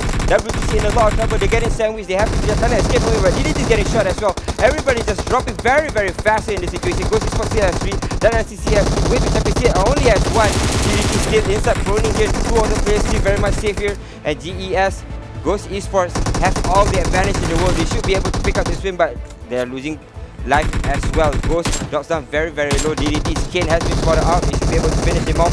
Ghost Esports pushing in for the kill. They will be able to clear down one team. It's Ghost Esports take down, and that will be all she wrote for that game. Yeah, like it was a 3v1v1 situation with Ghost Esports having right now in 10 kills in total. WTZ way to champion having 5 kills under their name also. But look at DDT, Dark Dynasty, having almost 13 kills, or not almost, exactly 13 kills under their name. Those kills are actually gonna help them a lot, because they end up on third place, so that's only 10 placement points, but they are going to end up having more points than way to champion, because they got more kills than other, and there's only a 4-point difference between second place and third place, which you get 14 points if you end up second place, and 10 points when you end up in third place. Yeah, that's exactly true. So again, the points can jump around because exactly that, because the point system has changed. So it's very easy for the middle table to kind of catch up at the top. But this is just so much action happening all around here as the circles start converging in. Exactly that, you saw that W2C had the advantage along with Ghost Esports. They were inside the circle, but W2C just kind of got slayed there one by one as they pushed in by Ghost Esports. They just played wonderfully there. W2C just kind of got sandwiched. As I said, their positioning was right smack in the middle of it. They were safe, but they were getting sandwiched by DDT as well. So they had to be careful with their movements. But the thing is, DDT just came pushing in together along with Ghost Esports at the correct time. And they just kind of got sandwiched. And then Dark Dynasty lost themselves at third place. Then W2C just kind of lost place already after fighting against Dark Dynasty. So they kind of lost a lot. They kind of lost too much there. And then it was very, very easy to just finish them off. And so what I want to speak about last round is you can always say CQT making their way into top 5. All right, they're playing pretty consistent, but not a lot of kills, but it's just enough. They got 7 kills last round, so pretty good right there. And the other thing we want to talk about is, which is like the first place which you get is 20 placement points, and we had Way to Champion and Dark Dynasty not having a fight early on the game, right? They were just chilling, right? So that's the reason, I think that's the most reason they end up in second place and third place. And we have the standings, which our scoreboard coming in, right? When Ghost Esports with 32 points, they're still up top. Dark Dynasty follows with 23 points. Way to Champion with 19 points. CQT with 15, SRY with 14. They're quite close towards each other, as you said. The teams can just catch back up with kill points, but Dark Dynasty and Ghost Esports, though, they're just nailing it to the coffin. 12 kills for Ghost Esports. Dark Dynasty with 13. How the heck is Way to Champion going to chase that? And the first thing, and we see actually JUPLAY and Unicorn Gaming getting finished up early on, and also SNG Club getting S7, SNG, Unicorn Gaming, and JUPLAY getting eliminated early on of the game. That's not quite good for these teams, but they still can manage to keep their positioning on the scoreboard. But if they don't catch up or do anything on the next round, they're gonna get bumped down. Yeah, they could get bumped down, especially by Unicorn, because they're sitting at 134 points, and then they're still behind Justice, and they've played already 2 more maps than Justice and Nova Esports. So that's something that they have to look at and just kind of rectify very early on, because Unicorn Gaming is chasing on to them. There's only 10-point difference between them and Unicorn Gaming, just behind as well. Not a lot of points difference. That's what, 26 points difference. So this is quite close as well. So both of these teams have to be careful here, because SNG and Unicorn Gaming, they're kind of getting caught back up by JUPLAY Team. Of course, JUPLAY was the one that won the first winner chicken dinner, so they're slowly catching back up. Royal Squad right now left after winning 2 chicken dinners. Right now they're left at 9th place, so things are not looking too swell for them. No, not at all. But I want to see like if teams 404 dot did get up from actually 24th place right there. They bumped up to 17th place, so they are pretty safe from getting eliminated. But here we have DeadlySquad moving just 1. DeadlySquad and of course FBI. FBI didn't move at all. SRY is there as well. SRY, a lot of the time they fought teams that they couldn't really fight, right? Maybe just go for the placement system, because that's the best thing for you to do. But Nova Esports still there at the kill reward. Number 1 is Bandit, number 3 and number 4 is Xiaoxi, and the rest of them are from 404, SNG as well. But so 404 and SNG play okay. SNG usually plays very consistently, but 404 we really John Wick. Very quiet. Like here. John Wick is like the name is quite cool, right? We all seen the movie John Wick, so he is the John Wick of their team. He got those frags coming in, and he plays pretty aggressive normally. But the point when you play aggressive, right, you got the element of surprise and element of suppressed fire, right? When you get those two combined, you are a scary force to fight with. But without that, you kind of get left out in the open. John Wick, In that game, 4 wasn't doing that well. They kind of got eliminated very early on. They tried to fight their way, but again, there's a lot of sandwich action or a lot of flanking action that happens there. You kind of get third party very fast, especially on Sanhok because the map is just so bloody small. Just so bloody small. So with that, we will be going to a short break. After we retake, it will be Miramar next in map number 3. See you.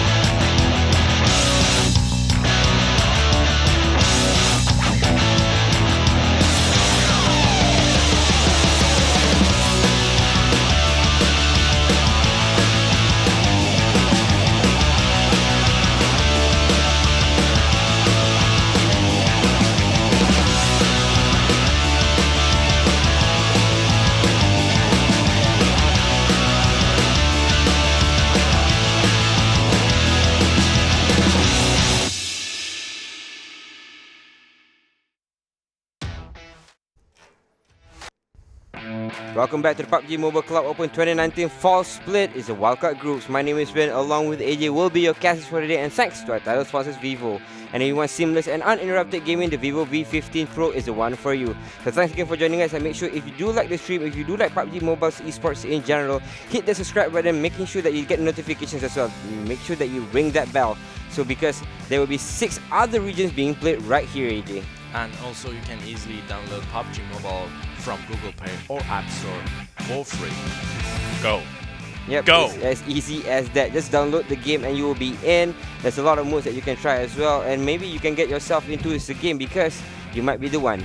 So thanks again for joining us. We have seen some okay plays from the second game, but more fantastic in the first play after JUPLAY winning that fight. Like, the second game was a little bit hectic, right? Yeah, it was a little bit like, I would phrase it as like normal game. Like there was the circle or the game pass didn't give a lot of teams or to use their abilities, item management, use smokes or use vehicles, show us some new tactics that we normally every year or every season we learn from our teams and regions. But last game was a little bit like normal day, like just in like it was more like a practice game than a normal like full-on fight. Everybody was like, yeah, we're doing it with no smoke. Why? We don't need it because the terrain is there. We don't need those smoke. If I give a smoke, I'm gonna blow myself up. If I do, if I fire the shot, I'm gonna get seen. So I'm not doing that. Oh, I'm going to fire it. Even though I fire it, he's gonna have no way of knowing where it is fired from because the terrain right there was so elevated. Yeah. And the way of the team were. The positioning of the teams were so weird, not weird, like so combined. So you didn't get a lot of ways to play the game on the last round. Yeah, I think there's not a lot of tactics that were being thrown in the last game. They were kind of like just fighting it off very fast because especially that the circle moved towards the south, and then there was only I think it was only Ghost Esports inside the last circle there in the south. So a lot of the teams had to converge down underneath them. Or above them from the map, and then you kind of saw them all just kind of fighting off with each other, and a lot of third party, not really a lot of third party, because a lot of these teams just kind of came in and then they had to fight each other. Everybody was coming in from the north, right? Yeah. Everybody was coming in the north. So it was all close-quarter battles. There was no long range. There was no room for third party because the only 2 teams could third party were far off on the south side of the circle, which was they were like basically cut off from the main fight from the north because of the terrain. Also, again, like basically just cutting off the circle, the final circle to 2 halves. You had no place to fight or no place to go for third party. Even though we saw one of the teams trying to get a third party was able to deal some damage, but quickly after the other teams seeing that they can get third party on the other side of the map, they quickly evacuated to the other side of the mountain or the terrain, and there was basically no way of third partying, so they just had to chill right there and keep chit-chatting. Yeah, I think one of the teams that was, I think Dark Dynasty was the one that they had a lot of problems because a lot of teams were coming around them. They wanted to try and third party one team, and suddenly because there's a couple of more teams that came out from the sides, they kind of had to fire everybody at the same time because they wanted to kind of push these players from coming on towards them. So that's one of the things that happened just now. They couldn't really third party because everybody was just fighting together very fast. Yeah, and that was basically it for the second match. So congratulations to the team just won. Ghost Esports, Yeah, Esports, Ghost Esports. Didn't I say that? Oh, no, I didn't say Ghost Esports. Alright, sorry. No problem. Right, no problem. Yeah, whatever it is, Ghost Esports played fantastically in that situation. The circle kind of was on their side a little bit, so that's what got them a little bit lucky there in that situation. So I think if it wasn't for that, they could have been in a lot of trouble. So we will be moving on towards Vikendi here for the third map of the day. Special weapon G36C. That's a mouthful. So that's one of the specialist weapon in this map. It will be Vikendi for our third map of the day. After that, we will be moving back to Erangel, if I'm not mistaken. Might be Miramar as well. It might be just a surprise thrown into there. but it should be Erangel in the next. But here comes the flight path. It will be coming in from Cosmodrome towards Cantra, but this is not a very good flight path because a lot of the map is not covered by that flight path, because you can see Double Mastro, Goroka, Villa, Movatra is a little bit further out. But this is the map where I said yesterday, right? Although the map is kind of small, it's 6x6 if I'm not mistaken, but there's 27 towns. Yes. So hopefully these teams will not have to meet each other very soon, because we want to see a more tactical gameplay coming in from a lot of these teams. And this is small. It's also a small map, pretty similar to Sanhok, but not exactly Sanhok. When you play in Sanhok, you get like small villages along the way from cities to cities, but on this map, you don't get a lot of that. You don't see a lot of small houses or small chambers to go into.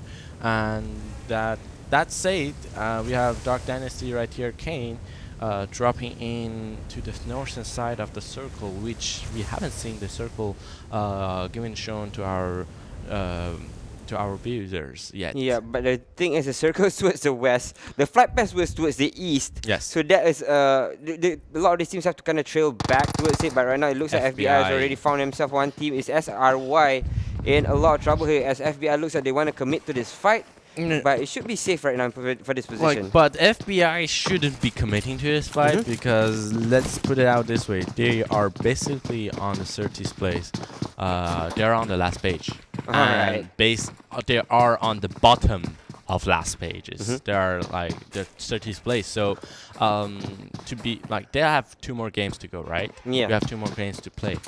If they can consistently be on top 5, they have a chance, right? They have a chance of making it out. But if they take this early on fight with SRY, which they know how to fight, they have a pretty good understanding on the fight, of a fight or engagement and all that stuff. Right, yep, they're very good. So you don't take that risk if you're FBI. Don't take it. And you see, even SRY, knowing they have good mechanics, are not exactly wanting to take this fight. Yep, straight away you can see the car is there. Looks like they want to evacuate the position right now. They're getting into the cars and they should be able to escape here and not fighting with the FBI. FBI, of course, should take the opportunity maybe to get some kills. But again, as you said, maybe go for placements is the easier thing or the better thing to do, because they are at number 30. You want to jump up 6 places or 8 places, you need to be able to get those placement points. Like, if the thing about this game is, if you get to that top 10 or top 5 position, you are definitely going to get some kills, even though if you don't want it, right? Yeah. Like the least winner chicken dinner we saw was actually 2 kills. The least you can get 2 kills was in this season. Sorry. So at least you're getting 2 kills if you want to get that winner chicken dinner, right? And we see a lot of teams ending up in 3rd place or 4th place or 2nd place, but having a lot of kills under their name, because, well, you basically need to do killing if you want to end up in the final circle.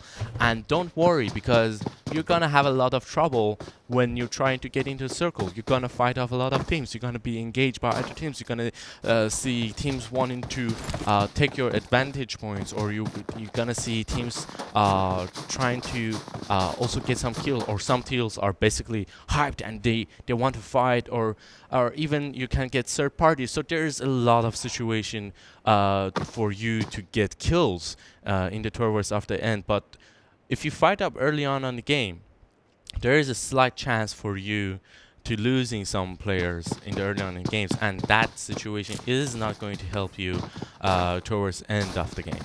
Yep, so you kind of have to choose when to engage some of these teams. Maybe use their strengths to their advantage, because some of the teams, they're very good with fighting very early on with very, very limited loot. Some of the teams have to get a lot of loot, but they can kind of fire on all cylinders and get 2 or 3 teams at the same time.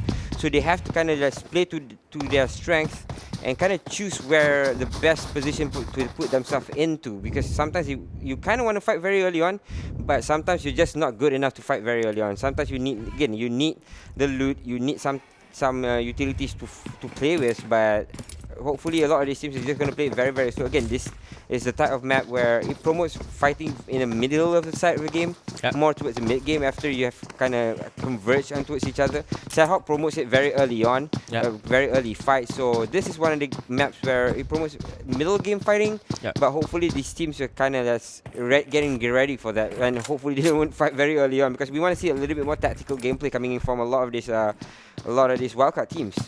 So, as you said, we're gonna see a little bit more tactical gameplay coming in on this game, because due to the reason which the playing route was and the circle was spawned in, so a lot of teams need to get into the circle, but there is a lot of ways to get into the circle right now. You can come in from the north, from the port side, or you can come in from, you can go for Gurkha, or you can basically try and risk it all going for Villa, middle of the map. You may see teams in Villa, and Villa is a pretty good place if you want to camp, because, or hide.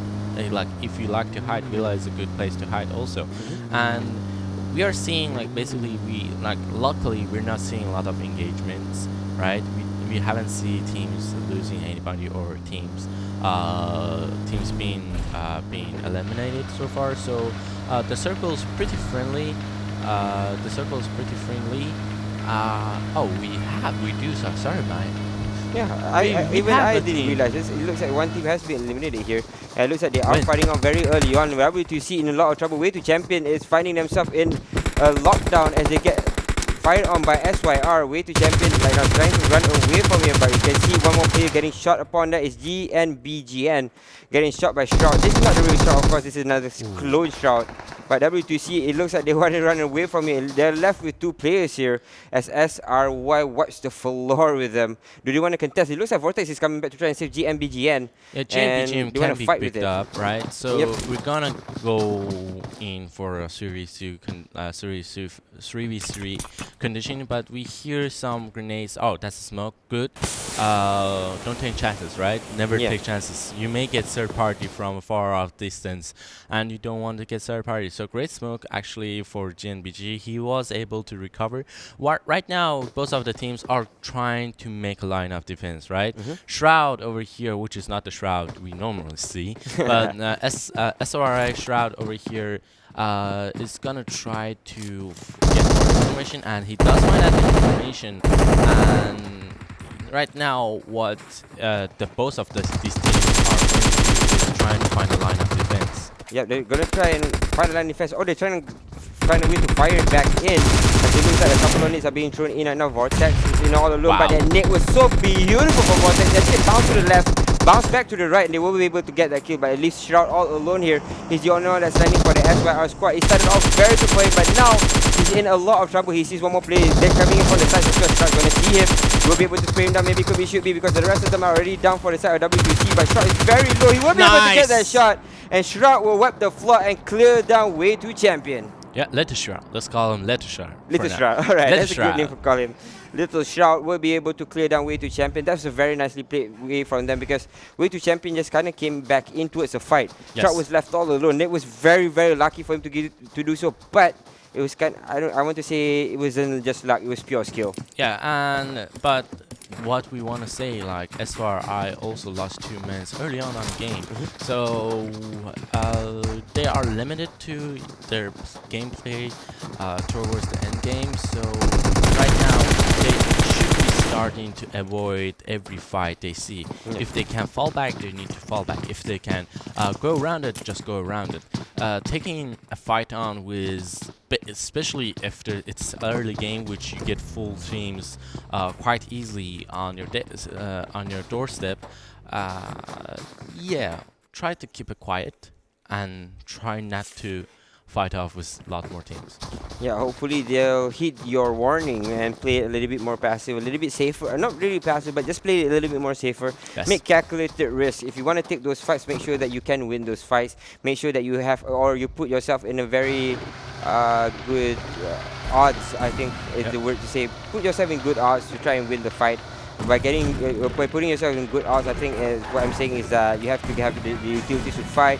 Make sure that you're all loaded up. Make sure that you're in position to actually fight or have a vantage point over a lot of the other opponents, so that you can actually win those. Because if you just strike them head on, it's like exactly what happened to Sanhok. It was a cluster F, and everybody just fighting along with each other.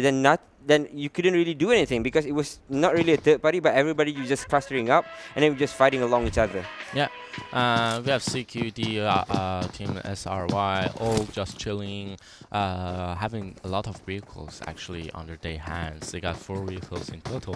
CQT Xuan, we've seen this team play pretty consistently. They always try, most of the time end up being there on the top 5 list, so they are always having placement points under their name. So that's basically what you need, at least if you want to make yourself or your team into semifinals. Yep, you have to play it a little bit more smarter than you did before. Yes. I think that's the point. Kind of just not play like you did in Sanhok, which is again was very, very hectic, and a lot of tactics were thrown out of the window. A lot of them you just fight head on, and they kind of had to fight without smokes as well, because once you deploy the smoke, they know where you are, and then they just kind of fight through the smokes. Once you stand up and engage people, you are in a lot of trouble. And now SNG found themselves against Nova Monster. The Nova Monster just playing all of them down very, very fast. SNG just losing players left and right, and 2 players already dropped here. SNG, do they have any more players? Actually, Rose coming in for the fight as well. SNG's 2 less players actually dropped by Rose here. All right, Rose third party, that was fun. All right, back to MVM and S7 and SNG. Why? Getting eliminated in 14th place. They are the top place for scoreboard on these 2 teams, right? They are on 3rd place, I believe. Or yeah, between these 2 groups, if I'm not mistaken, SNG is still on the 3rd place. Yeah. Still top 3. It's still top 3. So why is this going on? What's wrong? Like, what's happening with SNG? But they're getting eliminated. This is the 3rd map we've seen. They're getting eliminated early on in the game. Yeah, a little bit unlucky. I think on the first map they did a little bit better because they got 2nd place. But the 3rd map they didn't really get much. I think on Sanhok they didn't really get much. Yeah. They wasn't top 3. They wasn't top 4. They were maybe 8th and 9th or something like that. Getting like basically eliminated early on. Like. Oh, they were on the 2nd page if I'm not mistaken. Yeah, they were on 2nd page for the 2nd game. So things weren't looking so good for them. But again, they're still very, very hard because they're sitting at 3rd place. Yes. Of course, this group, what matters is that you are not in the last 8. So that's the one that matters right now.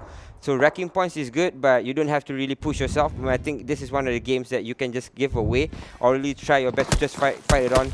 To kind of gauge yourself, where you kind of learn more about how you want to play and the patterns that you want to deploy on this type of map. We're finally seeing Adil firing some shots. He haven't had a good day today. On 2 of those maps, he was basically dropped out or killed early on the game, so he hasn't had the chance to introduce himself to us yet.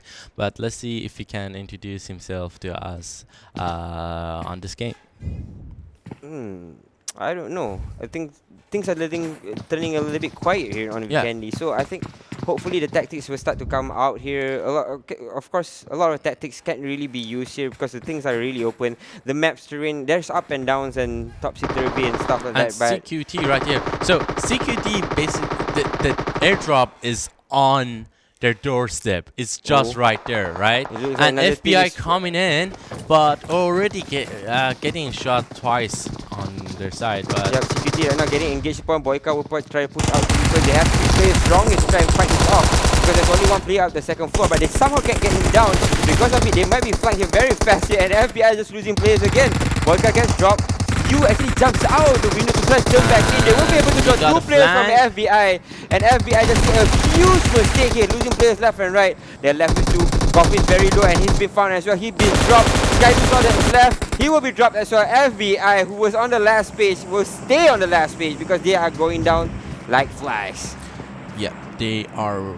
I think. Let me do the math real quick right here.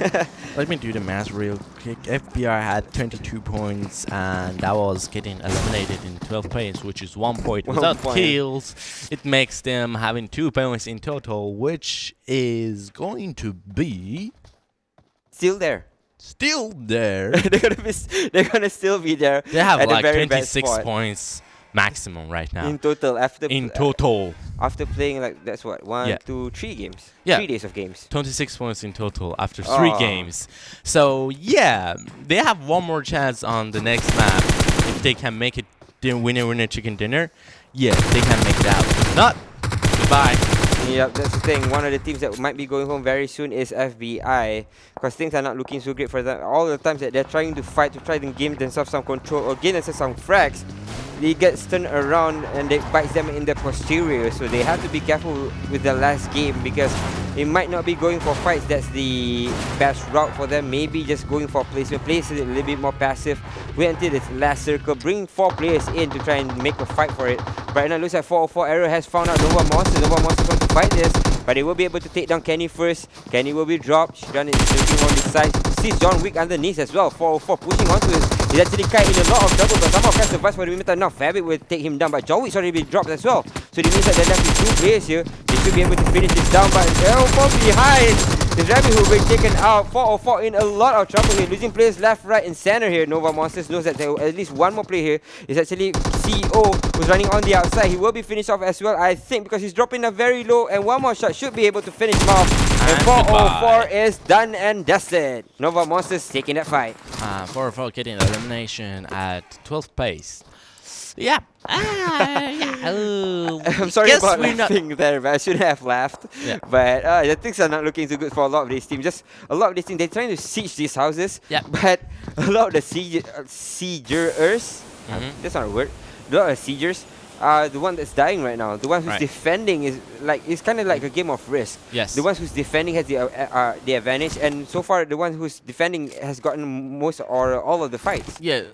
So when you are trying to siege into another place, or you're trying to go for an offense, the defense team is going to have an upper hand on the information, right?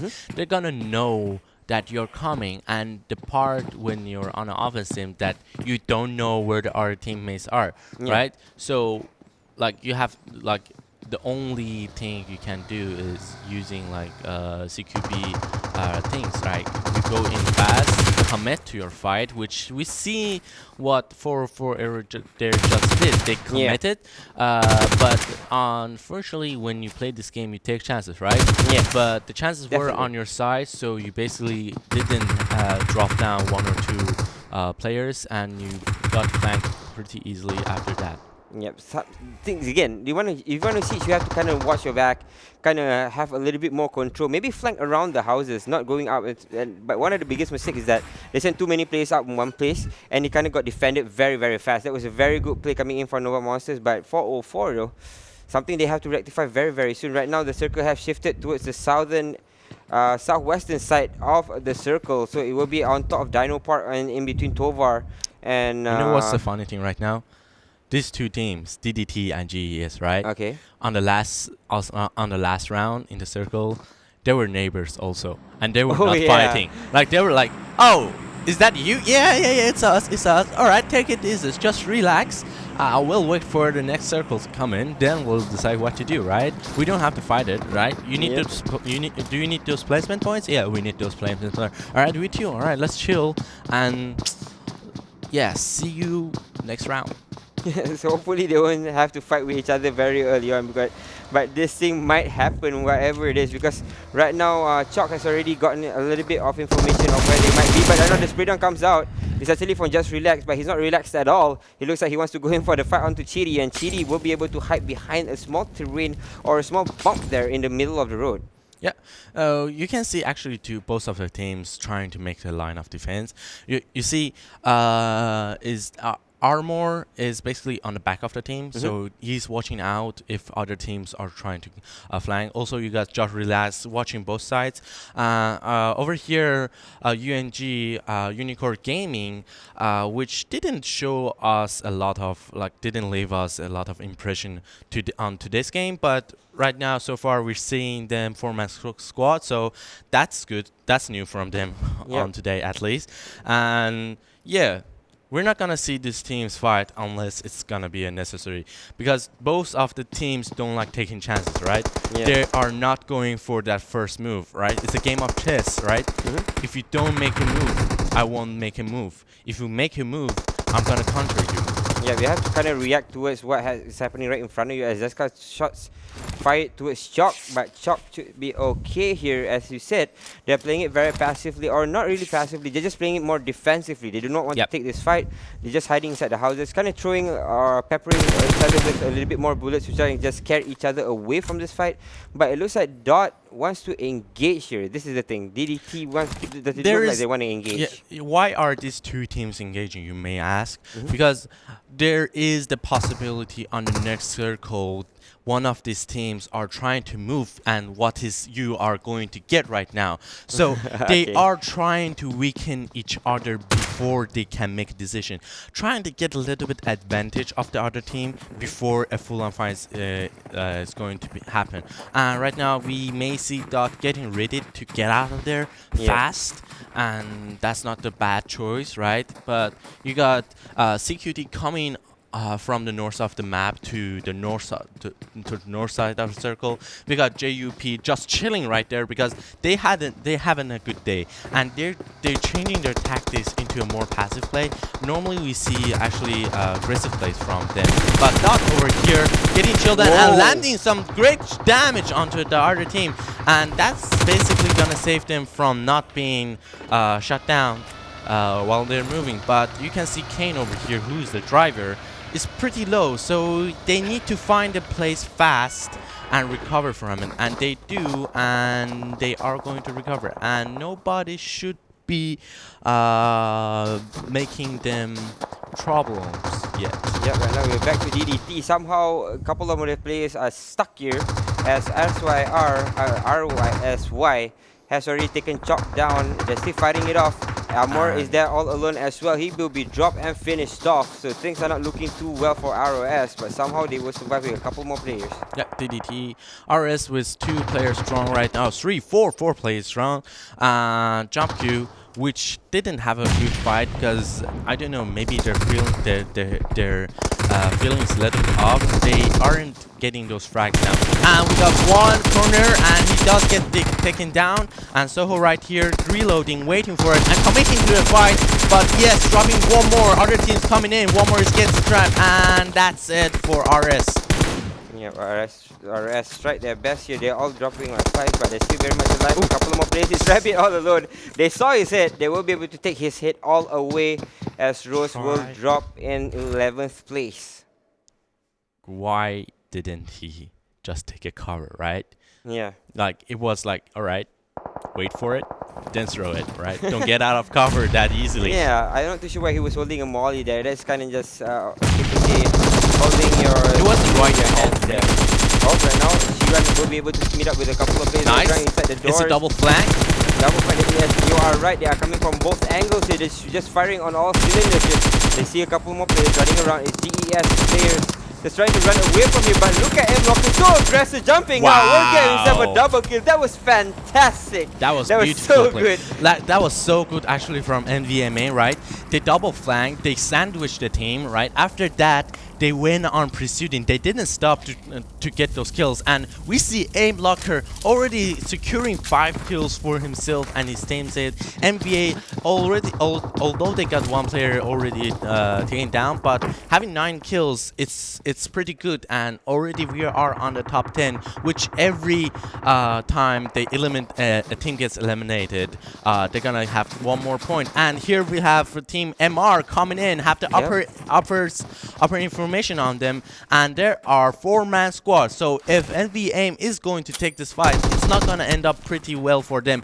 And the grenade is going to grenade, if I'm not mistaken, but he does get out. Actually, the grenade comes flying back out onto the court. Right. That's a little bit weird. But Taran sees all 3 of them. If one of them walks out of him, he might get the kill, but Taran might be in a lot of trouble here right there. We can see NVM in a lot of trouble as no more monsters and losing players left and right. Right now it's MR getting 1 knocked here. Adele getting killed as well. It will wipe the floor, and MR Marauders are just done and done for. Beautiful shot from Nova Monsters Shiran, just taking all these fights and just winning them, because they started off with against GES, and then Marauders came in and Marauders gets taken out as well. So Nova Monsters is just on fire right now, somehow sustaining a lot of these fights, defending, and then when the third party came in, they defended as well. Yeah, great play then from right now. We have Unicorn Gaming going against RS. RS only having 2 men under their team. Oh, sorry.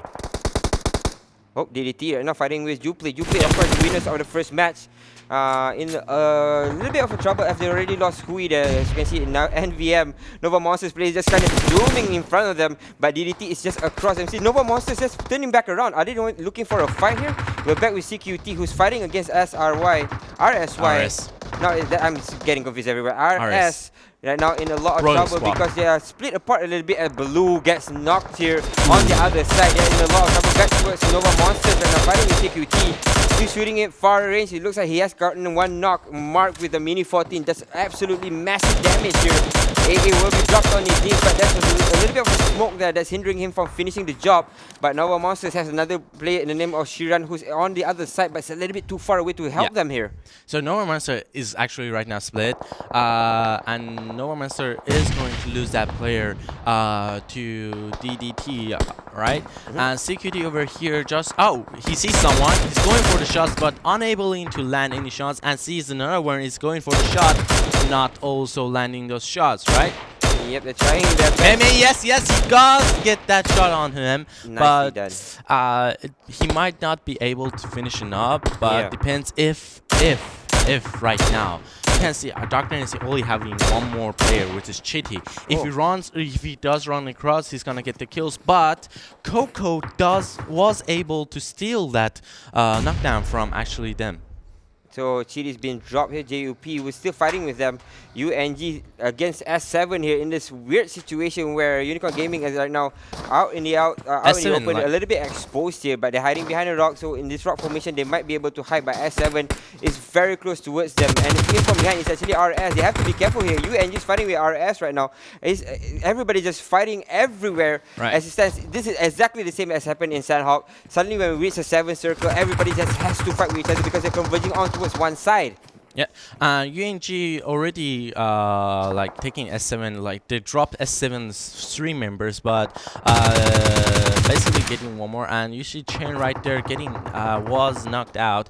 And what actually Unicorn Gaming is hoping right now is trying to get to the southeast side, but Raid going for the rush there. What was taken out by Unicorn Gaming Ryan, and Ryan finishing up Dinko right there.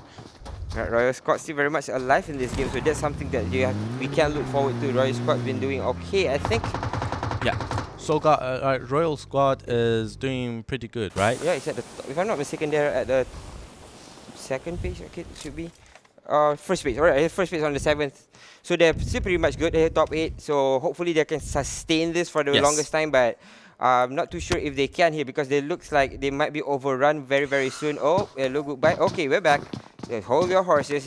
We're fine. Back to JUP. JUP are not getting overrun. Just Play has lost another player here, leaving him with Mao all alone. Q Mao had to open the door to try and save his friend, but S7 is looking from above. They're firing on all cylinders. Mao will be able to pick up Swan here, but can he fight this off? Because they're coming in from 2 angles as well. Everybody's in the circle right now. Everybody's just fighting it off. Right, Unicorn on a better position right there, up a hill, no one to interrupt or attack them. So if they can take down S7, it's gonna help them a lot. And if they know, we see some smokes coming in, but not a lot of grenades today. And the blue is basically closing in after 1 minute. So right now, the big players, we have Unicorn Gaming and CQT, Unicorn Gaming 4-man squad and CQT 3-man. But the problem here we have is basically Unicorn Gaming have a direct side on CQT and S7's last player. And let's see if S7's last player can make it out, right? Molotov coming in and pushing him out of there, and he does go, but I don't think Ryan picked that run out, right? Yeah, it's actually Swan who gets a kill from the other side, so they will be dropping that one team here. In that one situation, he's trying to go for the loot. Ryan, this is not advised for him to go for the loot, but he's going to try and do it. but now he gets shot a little bit. Back to Royal Squad along CQT. As you can see, Ponchik is right there, all right smack in the middle, but he's left all alone in this situation. I'm not too sure where his teammate is. He's actually across, so he's left all alone. This is a bad situation, but somehow he gets a kill up on CQT's mark. He will be able to drop him now. CQT still, of course, still as split as Royal Squad are, so they're kind of just like one in the other house, one across the road. So they are. It's very hard for them to kind of team up and try to fight this off. All right, so CQT is going to is going to take that push. The circle is closing. He's not gonna make it due to the blue, and he does run up, but gets taken down by the blues. He goes for the shrink, goes for the play. He might not do some great damage, and able to get RSDF Victor down. He finishes up, but here comes the problem. There's another team next door, and is Xuan going to be able to pick up Shen? Yes, Shen is there's no way Shen is going to pick him up. Yep, there's no way in hell, because it's very, very hard to fight those blue damages, and now Chuan is already inside the house. There's a player coming in from beside him. He has to be careful here. He doesn't know where to look. He's in a lot of trouble here. Where is his teammates? His teammates are a little bit too far apart. Or okay, grenade coming in. Oh, but he missed. It actually went out. They could have gotten them a lot of massive damage. This shouldn't, and he gets himself. a damage himself. This shouldn't happen, right? This you don't want that. Yeah, right, M24. The M24 does massive damage. Mouse gets dropped though. One more player inside. It's actually Xuan. One more grenade, please. Connect. Actually, I think the grenade bounced towards the other side, but he's actually heading towards that direction. And he's getting straight apart. He will be able to hide behind the wall for the meantime. That was close. But it's actually Xuan. But going Xuan in not for in the a fight. great position, right? Because he can easily Xuan get picked Xuan. up by Hong, and Xuan does get picked up by Hong from upper hill. UNG right here, right? They're doing the easiest thing they can do, right? Yeah. Just holding that defensive position and just gonna wait for the only team who's gonna make it out of there. Because you can actually see they got enough kills. They got 6 kills. It's not a lot, but it's enough if you get first place, right? Now and it's a 2v1 situation, but Xuan is outside in the blue, and he will be taken out as well. Meaning Unicorn will pick themselves up a winner chicken dinner. Unicorn finally stepping that game up, right?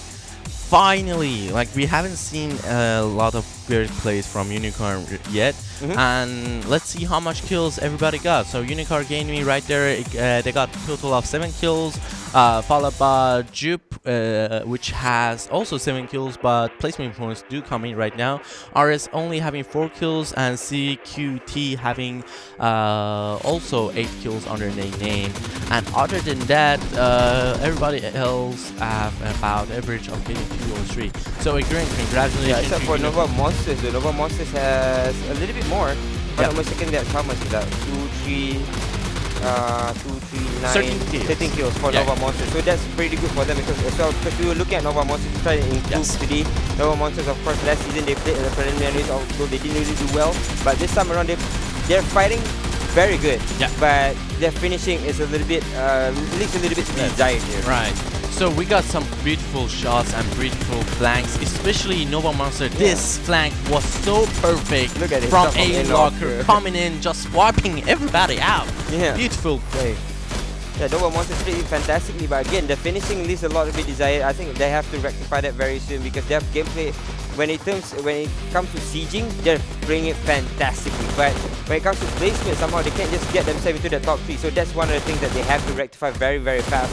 Because going into this, after this, they're going into the semifinals. So in the semifinals, things are going to start to heat up. A lot of these teams have already gotten to play each other once at least. So I think when they reach towards the semifinals, they will all know how each other plays. There won't be any hard drops, and they will know which plays to make and which teams to fight off. Yeah, so it's the final. So tomorrow, after one more group playing, 2 more groups playing together, we're gonna cut off 8 other teams, and so basically we're gonna cut off until we have 16 teams left of the game. So these games are going to be harder and harder and harder. Is all I can say. It's going to be harder and harder and harder. So what you want to do in the early on game is, if you're a good team, you want to try to understand the play style of other teams. You want to understand the mood or the whole way of an area is playing, right? Yeah. Every groups or every basically region has their own playstyle, right? But the special thing about Wildcard is everybody is from another region. It's so off, right?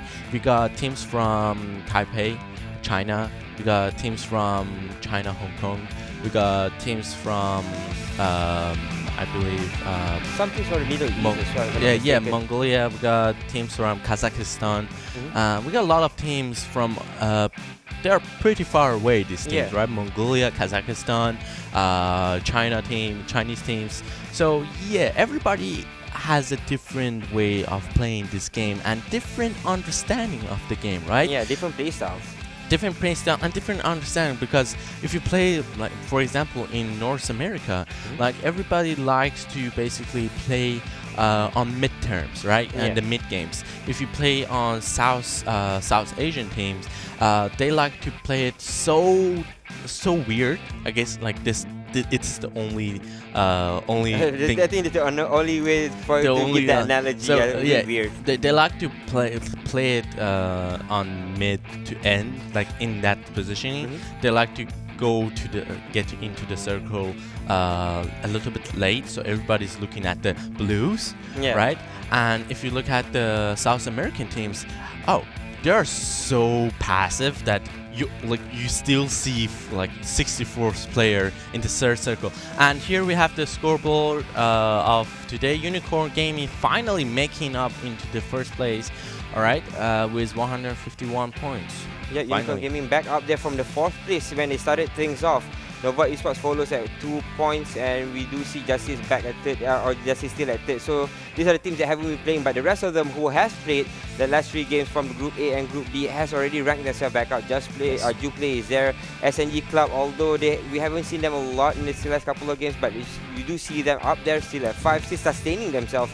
Up there in the top 5. CQT Team is there as well, Rose Esports and Royal Squad. And Royal Squad just making it back to the first page, making back to where they left behind this morning.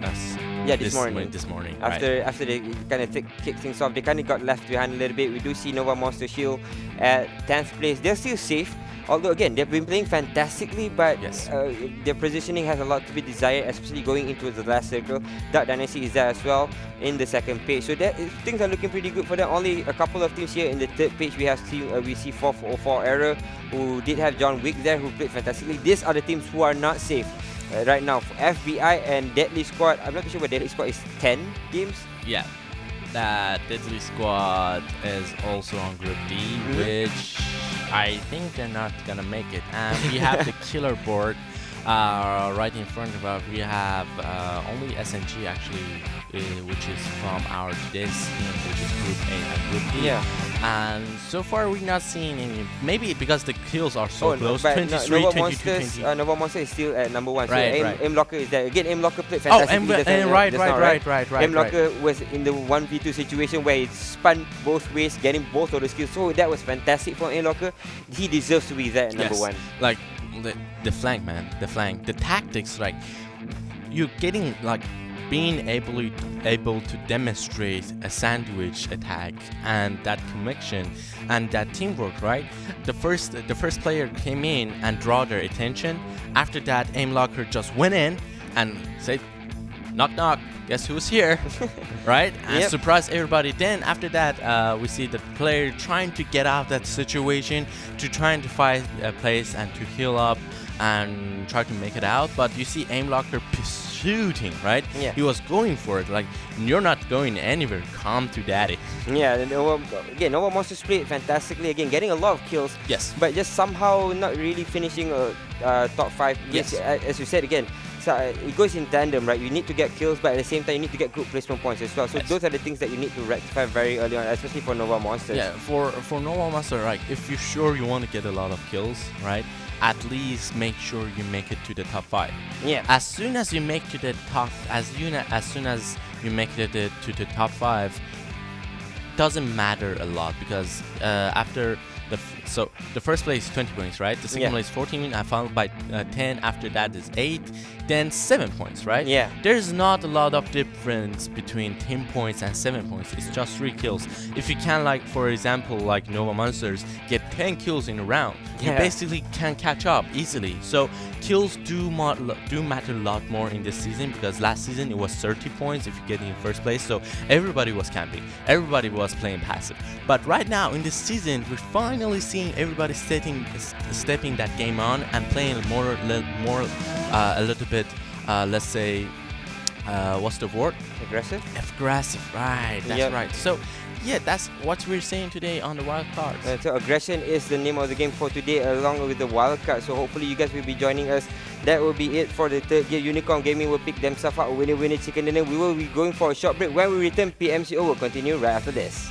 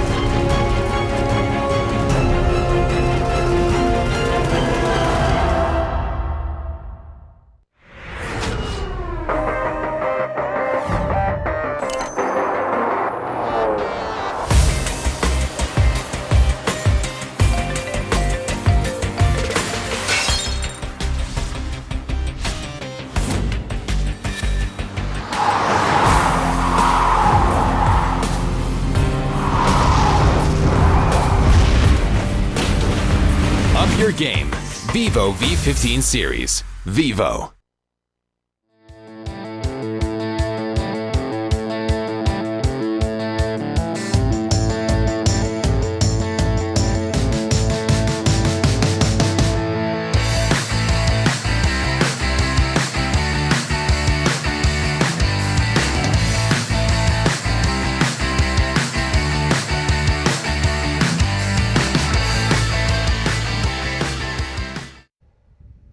And that was very quick. Welcome back to the PUBG Mobile Cloud Open 2019 Fall Split Wildcard Groups. My name is Win. Along with AJ will be your casters for the day.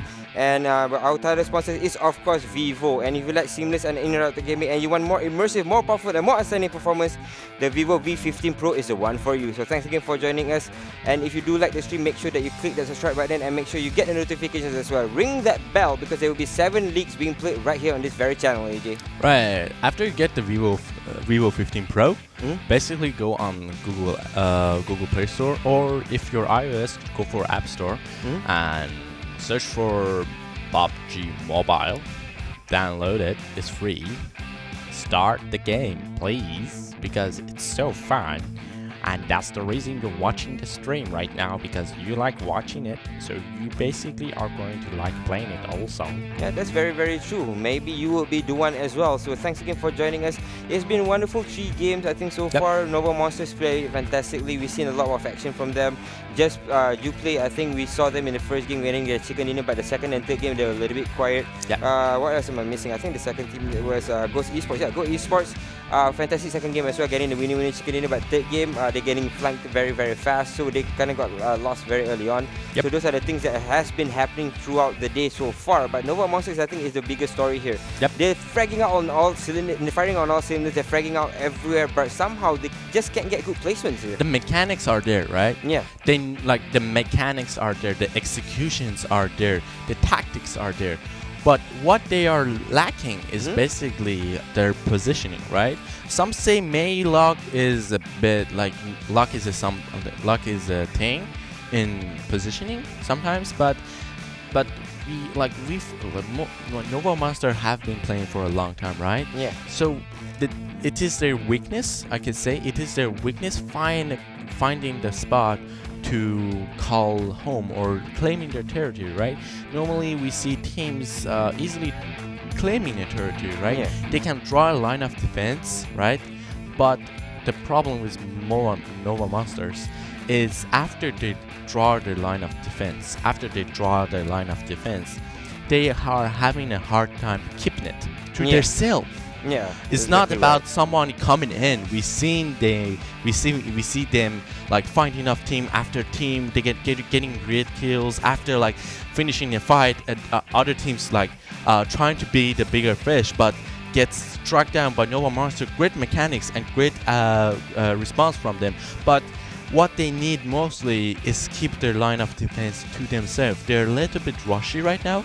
They want to get more kills. Maybe they're hyped because after getting, like, I will be hyped after getting 12 kills or 13 kills in a round. And like, you'll think you can, alright, I got this game, I can do this, I'm invincible. But after going in, right, no, you're not invincible. So keeping that line to themselves is the key. I think they need to find a little bit of a balance there between killing and then getting their positioning in the top 5, because I'm not mistaken, the last game they kind of got number 8 or something like that. Yeah. But with 13 kills, so that's exemplary for them. That's very good for them to get those kills. But whatever it is, we will be going to Erangel for the last time of the day. This is between Group A and Group D, and we will find out which one of these teams will be going home very, very soon, because this will be the determination here. The determining game here, which will show us between Group A and D who will be in the last page. Yeah. So again, we're seeing the flight pass. The flight pass is very friendly. This is one of the most friendliest flight pass you can get, because let me count up. That's 1, 2, 3. Yeah, you can get to anywhere you want on this flight pass, right? Every win is optional. So what you want to do right now is, even though if you go to those hotspots, you may don't see other teams coming in, because everybody could go anywhere they want. So normally you got 2 or 3 teams. One team going for the north of Turkey, some going to hospital, some going to Garka. Definitely teams going to Malaya Power Station, and definitely you got teams going for military base. You can't go anywhere on this flight pass, but the hardest thing is when the next circle comes in, where you want to go. That's the important thing, right? Yeah, I think a lot of these teams have a problem with their rotations, right? Sometimes if they get into a car, it's a little bit safer. They can just drive around, get some information while you're driving, then get yourself into that sweet spot. But without that, usually they kind of rotate very, very.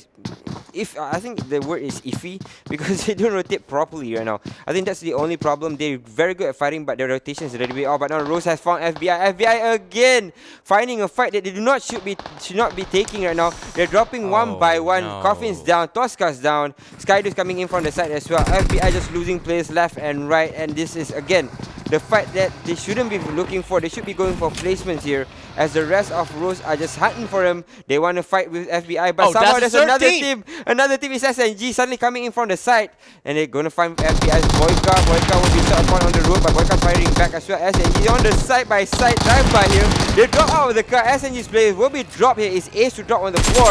Wildcard will be finished off, and just Rose doing fantastically in this situation. Somehow getting one more kill up on the SNG players. They're jumping out of the car. Karava is already on the floor here, down inside that small hut.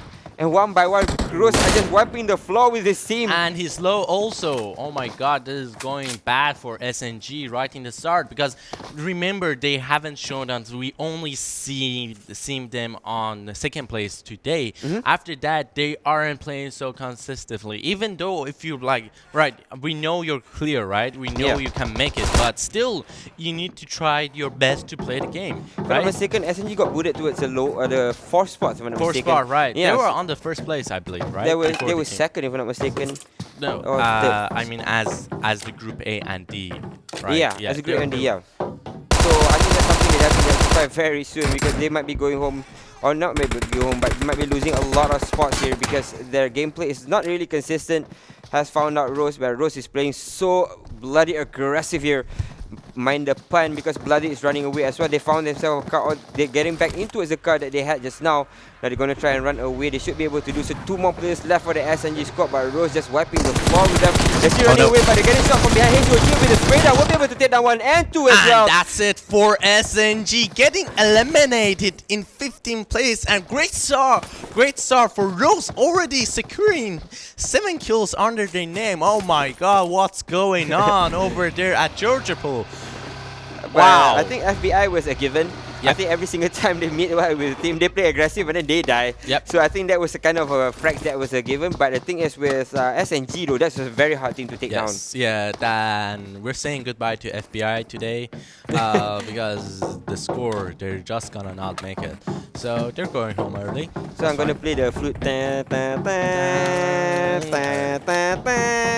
going home very, very fast here. So unfortunately for FBI, they will say goodbye.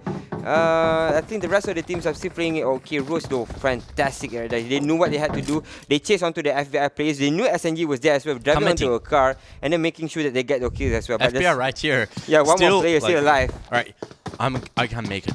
I'm gonna make the changes. So I was mistaken. So we got another team also eliminated, right? Because there's 16 teams in total. And if FBI is not the team who got eliminated, then who is it? I'm not too sure, but I still remember because Rose got themselves 7 kills. Yep. So just missing just one more because they're Which is FBI, right? Yeah, which is FBI's player Skydu here. Skydu. Skydu, what can he really do here? No pun intended. I know his name is Du, but again, what can he really do in the situation? That's at the M16. What else? What else you can do? Is Skydu? He may get a chance to take one out. He may. But yeah, that will kind of ruin ROS's round here a little bit, but I don't see that happening though because all of them are kind of on top of the containers. Yes. So the problem is they have a vantage point onto Skydu. If Skydu just engages onto them, they know where he's at. They can just converge onto him and just fire into one single direction, and he's a little bit further apart from them. So maybe EG will see him as soon as he kind of jumps around here towards the left side of the containers. But Skydu still, or Skyda is actually, who's actually inside the house. This is Skydu. Sees one player, it's essentially EG. But EG though gets sprayed a little bit to half HP, drops down. He still wants to take this fight. He's very aggressive right now. Skydu will try to throw out a grenade. It should be connecting here very, very soon. Because he just... Oh, it's quite close. So close. You're gonna try for round number 2. I think he's gonna go in for it. Round number 2. Not gonna panic. Yeah, is he going to bail? Is he going to bail? That's the question I'm asking. Because Farmer coming in, hot shot with that UZI is going for that kill, right? Yep, and Skydu doesn't have any vehicles to run away with right now, so he will be found apart. He's behind the barrels. They spot him out. FBI should be going down very from soon. Rabbit. And they're spraying onto him. He does get one. That's it for FBI. Nice try. Skydu, nice try. Like, he was close, right? He was close. Oh, sorry. So, alright. You thought it was a third party, right? Like, I was like, third party. Who's that coming in so fast?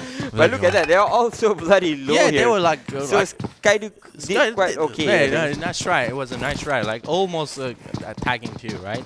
Yep. Because normally when you see if you tag someone down and if you drop someone, sometimes team get a little bit scared, so they back up, and that's when actually another team gets hype, and what we normally see is teams like getting surprised on that circumstances. So that luckily didn't happen for that team. So we got Unicorn Gaming over here, looking pretty far away, but still in the circle. They're gonna play it pretty safe today because they are on the first place right now. So they have the most points. So if they want, they can just go for the kills today, right? If they want. So normally on this, so it's normally we get a reset after this, right? The scores get reset.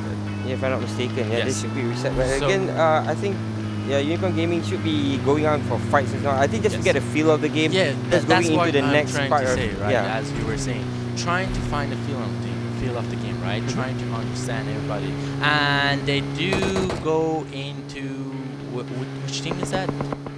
Yeah, they do spot out one though. They have been found there, but they do not want to take this fight at all. And they're really, really fast. They're going straight away to meet up with their man here, Hong, and you should be able to regroup here in this quite an open space in Primos, but should be safe. It was S7 that they ran across, William and Mario S7. So S7 is doing okay. I will say they won't give eliminated, so they're doing okay. We have MR here. MR actually was doing great on the first day, but today they're not doing good at all. They're having a bad day, I would say. And here they have their spotter going a little bit further than others and trying to find a place to call home. And oh no, they're rushing into it. The mouth of JUPLAY here. JUPLAY is there. Everybody's out and about. They will be able to split Adele a little bit here, but Adele somehow does manage to evade all of the bullets. Should be safe here, but now the firing still evades all of the bullets. I don't know how he ninja his way out of that danger, but Shuan will not connect with any of the shots. But somehow there's another team coming. It's Marauders, and they're spinning back out. It looks like they want to fight here.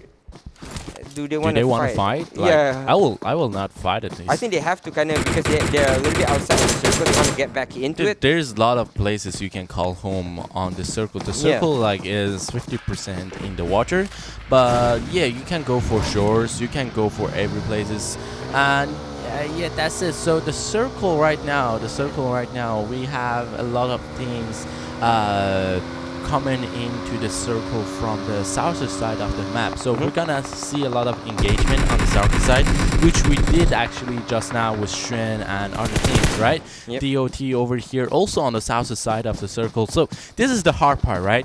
After it is pretty much easy when you are in the circle and you find a place to call home, or you find a place to set up, or a good terrain position. So what you basically need to do is fire upon everybody who's coming in, right? Just telling them, oh, this place is occupied, right? There's no like board thing to call everybody like, oh, this place is occupied, go around or something like that. Basically you just need to fire upon, and just like, it's not for trying to kill someone, it's just basically trying to maintain your territory and your line of defense to be in whole, so you can play lot better towards the end game for not losing anyone else. Yeah, hopefully they'll heed your warning, because I think they should be going a little bit more further with 4 players alive. Right now it looks like Nova Monsters just firing towards another team, but again they do not want to fight this. I think again they're training whatever they're lacking right now, and Nova Monsters was lacking their positioning, position points. I think is that what they were lacking right now. So I think they're good at fighting, so they're not trying to fight right now. They're trying to go for positioning, and I think that's something that they're rectifying. This is the good game to rectify, especially on Erangel. So like especially at Erangel, as you say, like you need to work on your positioning, that's first. And the bigger problem, as I was used to saying, like Nova Monsters are pretty good in aiming stuff and shooting stuff, right? They have good mechanics, then they have a little bit good understanding of the game, especially on throwing smokes or throwing those grenades or item management in total. But the problem with Nova Monsters are which they can't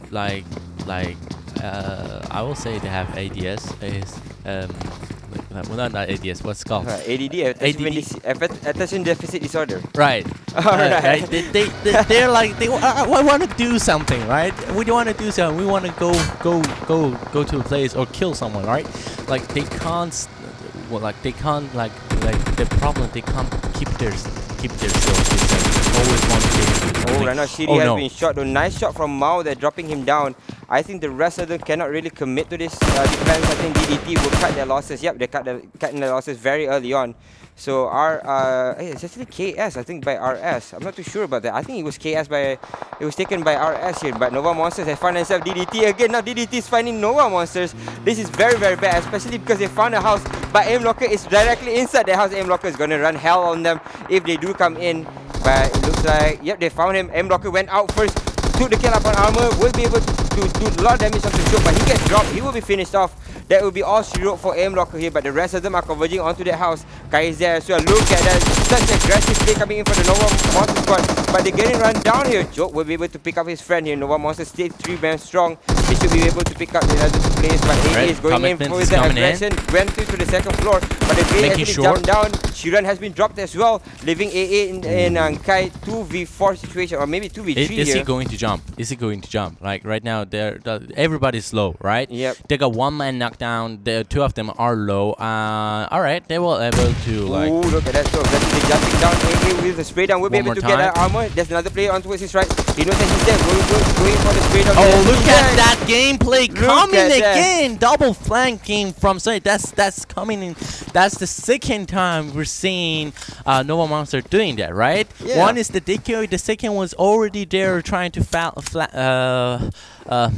flanking the other team. We've seen that so many times today. So great execution from Nova Monster, but unfortunately they lost two of their members right there, and they just got third party by 404 Arrow. Yeah, but 4-4 is a little bit further behind. But wherever Yes. it is, Nova Monsters, what a defense. When they came back after I thought they were going to cut their losses after N-Locker was taken down. Yes. But you know what? They wanted to fight. They wanted to prove that they can do it. They wanted to prove that they are the big dogs in this game. And they are the highest killers for a reason. With N-Locker going down, the others can pick up the slack as well. And you certainly saw that in that fight. So sometimes like people, especially in Esports, you normally have the highest frag, right? But is Rabbit Alright. doing that out in the open? Not too sure that Mario sees him from a mile away. Should be able to take him down. Maybe, could be, should be. Nope. They're actually pushing back. Yeah, so right now Rose actually have like 8 kills under their name, so yeah, everything's so good for them. But here we have S7! Man, look how those damages right there, right? Getting a lot of tags, taking third party, and this is going to end up quite badly for Raze right there. No, third party.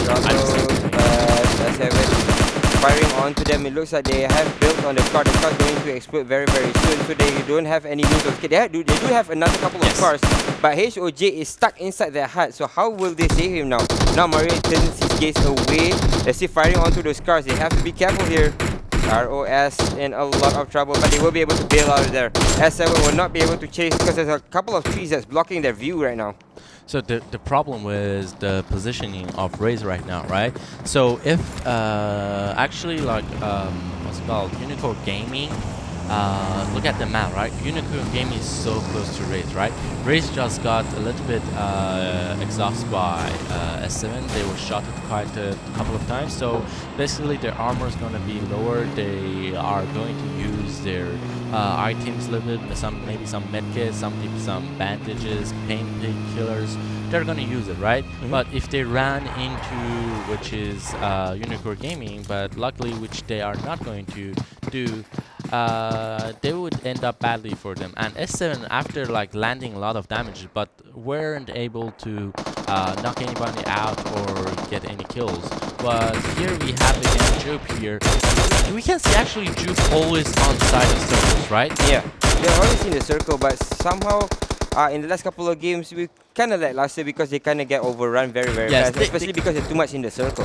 They're too much in the circle. Oh my god, look at this. We got 3 teams in the basically same area right there. We have MR on the southern side. We got RS claiming the highest building, which is I think the highest building, right? Yeah, the highest building. It's a great positioning right now, but it could be the best positioning for RS right now because they're 4-man squad. They can hold this compound, and you don't get a lot of exits on this positioning. That's the problem with it. But again, still everything's cool right now. Nobody needs to fight each other because it's still early on the game is. But let's see. Way to champion does know there's somebody there because the real calls do give them up, but just making sure, but not seeing anything, so not firing any shots.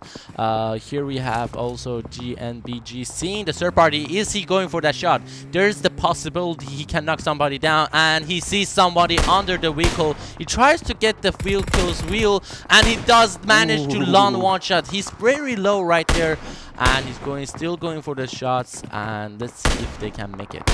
Going to try and shoot the car out, and Yes, they actually realize he's coming in towards the side as well. He is exposed, but it's very hard to shoot him because he went underneath the hill, right? Right, it's a pretty long range. Well, like there's like tactically there's only one reason you want to shoot at them is basically weakening their items and weakening their strengths and make them consider twice when coming this ways.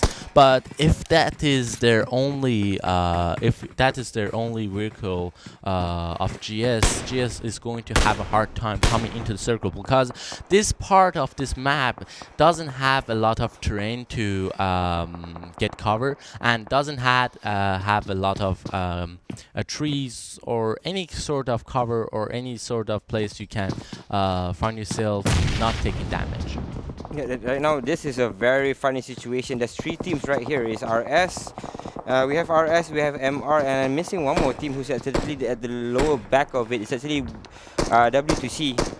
And W2C is there as well, so they are very close to each other at the top of this mentioned area, but I'm not too sure if they will fight this off. Oh, look at the circle, man! This is the luckiest circle these teams are going to get.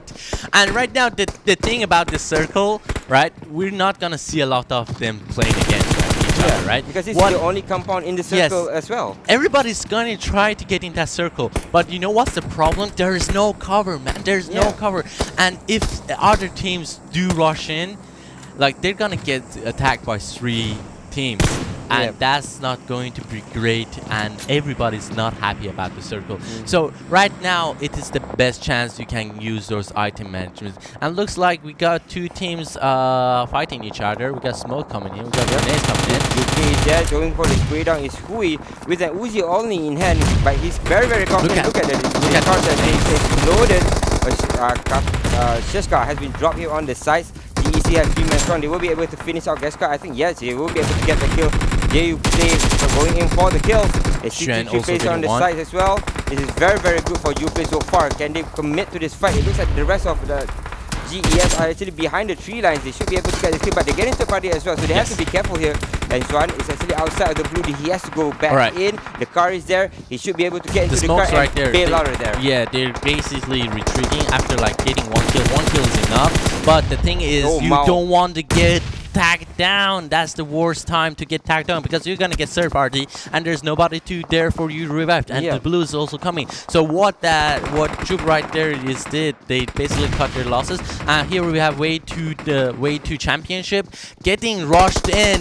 Here comes the execution, and basically that's it for way to championship. Yeah, 1 by 1 they lost their players, and they should be done and dusted here. Very aggressive coming in for Unicorn Gaming here. If a nade comes in here, that's gonna be a triple kill straight away. All of them in the toilet, they're hiding, right? It's pretty scary right there, but hopefully they are not gonna get that. We got Jupin, both of their teams making it into that compound, the small house, and they built a little, let's say a car. They have a car for cover, but that's it.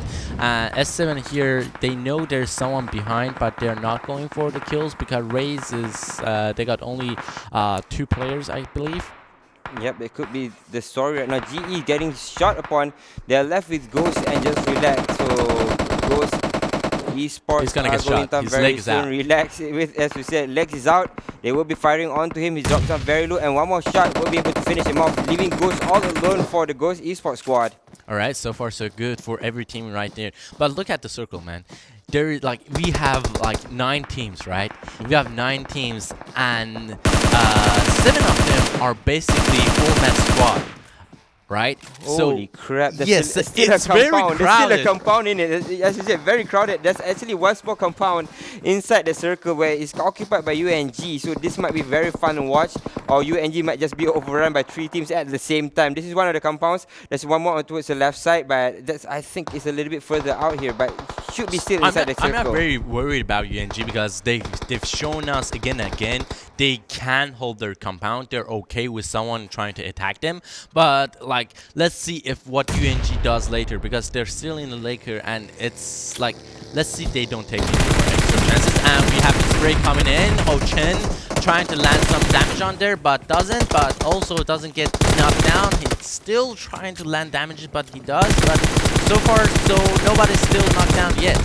And this is very weird. Everybody's trying to converge onto the south, but Mario has lost his life. Surfer's there as well behind the 3 lines, but he's very low as well, so he has to give up. This is it. Everybody just fighting on all fronts around this small compound because everybody wants to occupy it, but UNG will not give it up. As you can see, S7 coming in from the sides. William has been shot a little bit. Scorpion is there, Surfer is there as well. All three of them coming in for the fight. But Scorpion is right behind the car, but the car's already exploded, so he can't really blow up the car. So that's the first phase of what S7 wants to do, trying to get too close.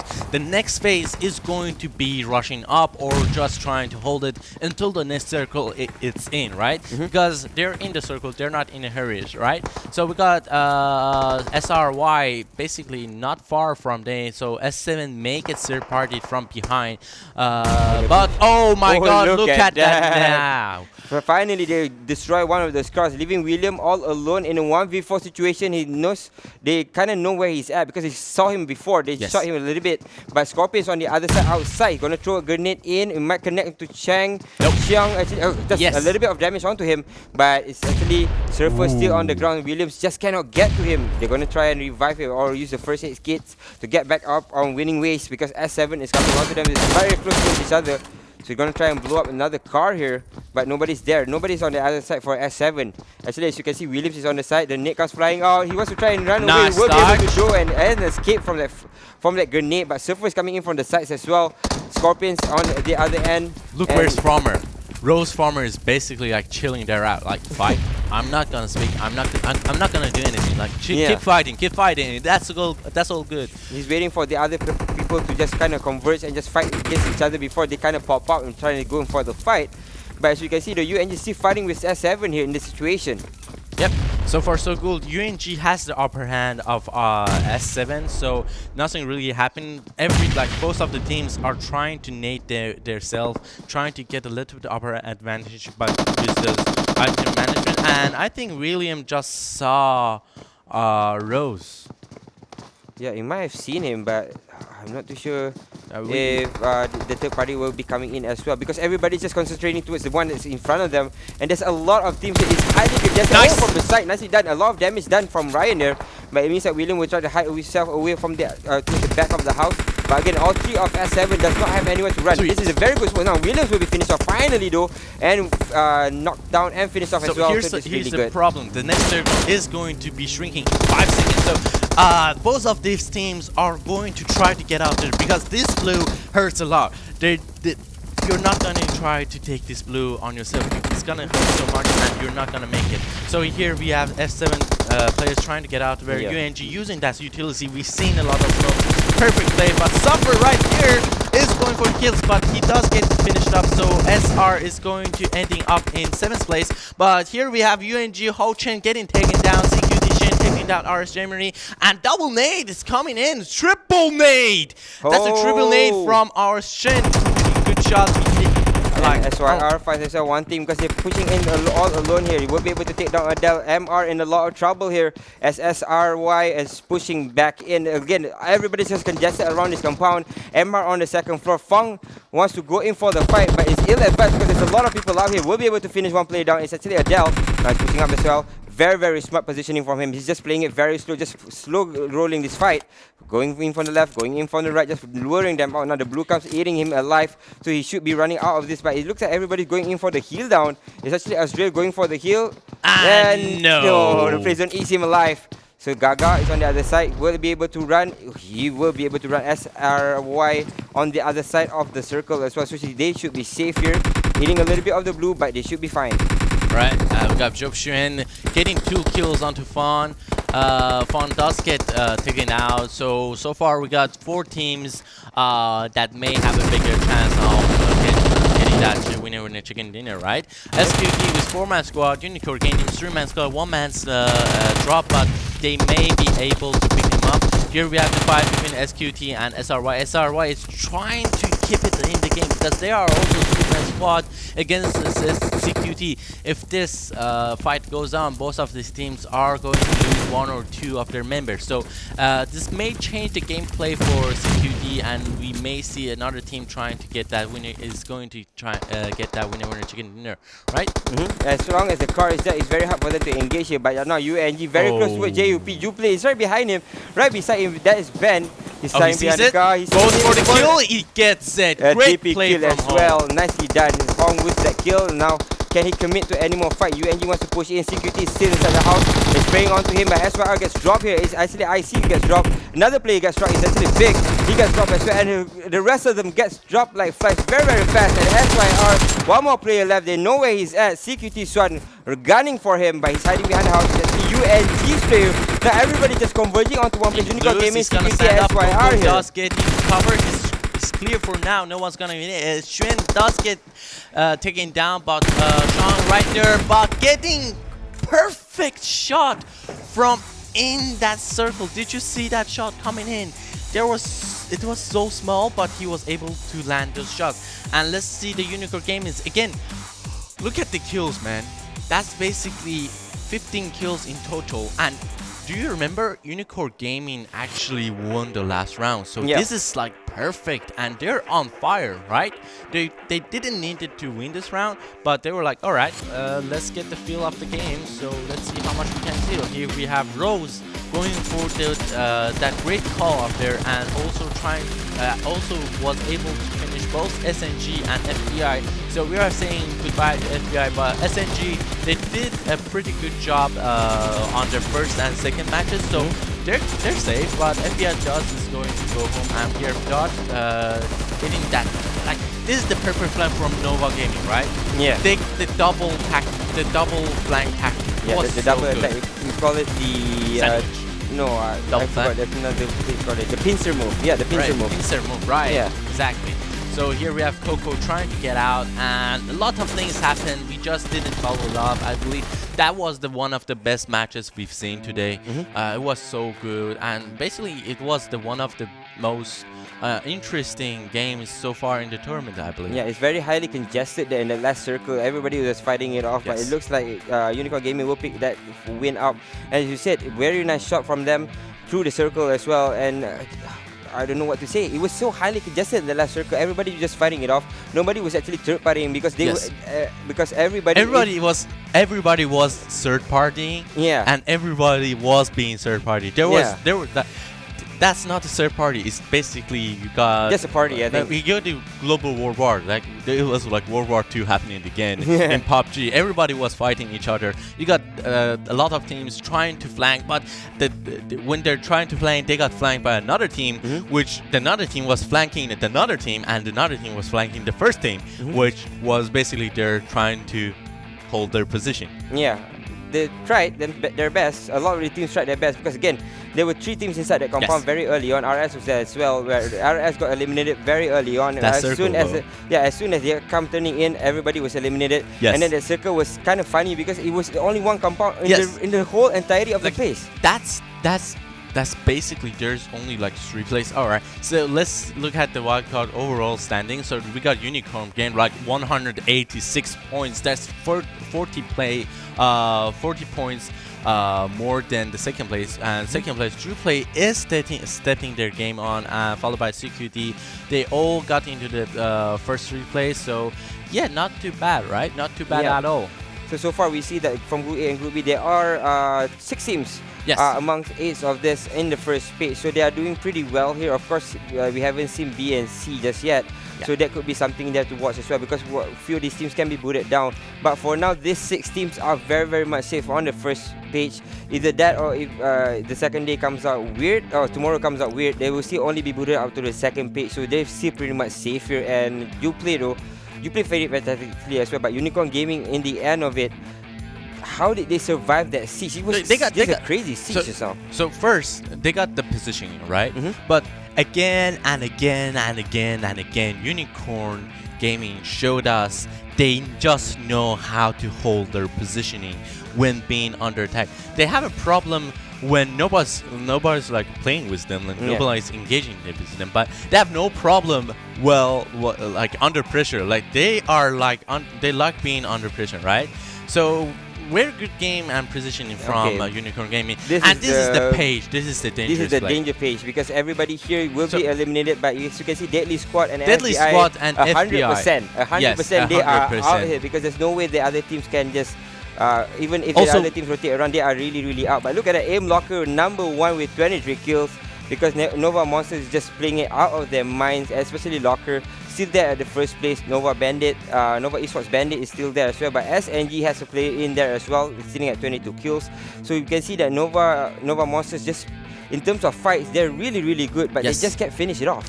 Like at least like you look at the kills, man. Like it's so like it's horrifying seeing them. Like they already got 4 chicken dinners, I believe, on 2 days. They had 4 chicken dinner on 2 days, like basically winning 4 maps. Okay. All right, that is pretty good. And the thing why I want to say, like, if they keep this game pace right now, because right now tomorrow we'll be seeing BNC, if I'm correct. Yes. So after that we're gonna clear all our score points, and we're gonna start again. But the impression is there, right? Everybody's gonna mix out, and if you know Unicorn Gaming is on your group, you are going to be terrified, right? It's not a great thing, because you have Unicorn Gaming, and even like when you find out, oh, that compound is owned by Unicorn Gaming, you're gonna rethink it, right? You're gonna rethink, because they have like how many times, like 4 times they have hold their compounds 4 times in a row.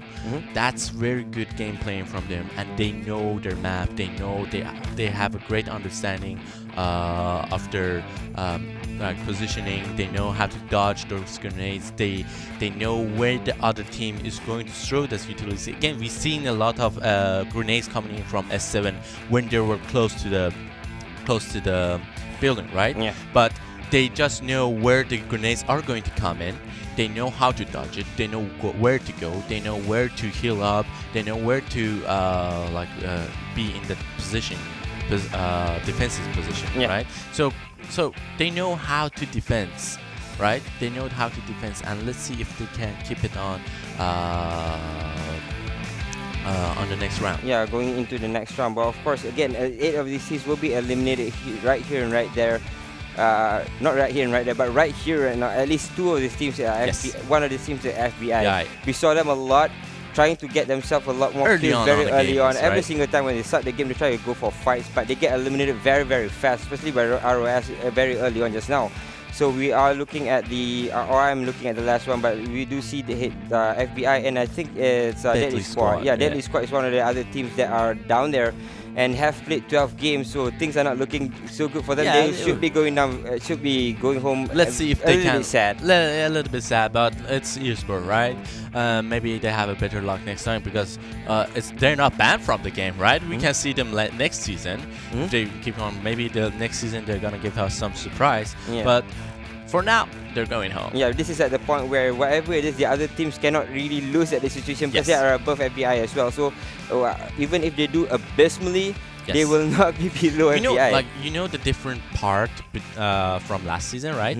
Last season, if you lose and you end up in the bottom, then you don't get any scores, right? But this season you get 1 score, right? I believe it's gonna make a difference this season, because 1 score is a lot for if you are ending up on the final page, right? Like normally if you get ended up, you can hope for teams to get no score at all. But right now, if like 33, you got 33 points and another team has 32 points, and they're gonna play 4 maps, you definitely know you're gonna go home, right? 100%. So a lot of these teams will be saying sad goodbyes here. So I don't know what else can we say about the wildcard. I think again, like Nova Monsters. I think Monsters. I think one of the teams again I keep going back to, because they kind of the epitome of what wildcard is. They played it very strong. They're good with fights very early on, and they're good with eliminating all the other teams. But their placement was really abysmal here. So can they rectify it before going into the next round? That's, I think, is the bigger question here for Nova Monsters. So when let's put it out this way. So even though they make it in the finals, right? They need better placement in overall, because let's say they won and they went to the global finals, right? Let's just say they got there, right? In that positioning, you're gonna see a lot of passive plays, right? And after getting into global final, all of those risks are calculated. So not a lot of teams are going to come to your way, right? So again, with no monsters, they like to be engaged all the time. They like to be the hot spot. All right, they were like, look at us, we're always fighting, we're the man, right? Yeah. So yeah, that's the problem they need to rectify, as you said, right? They're the big dogs on the field. So that will be it for Group A and D. We will be returning tomorrow for Group B and C. There'll be more fun games to watch. PMCO will continue tomorrow. Thank you.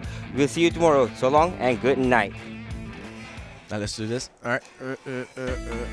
Ah, failed. Fail.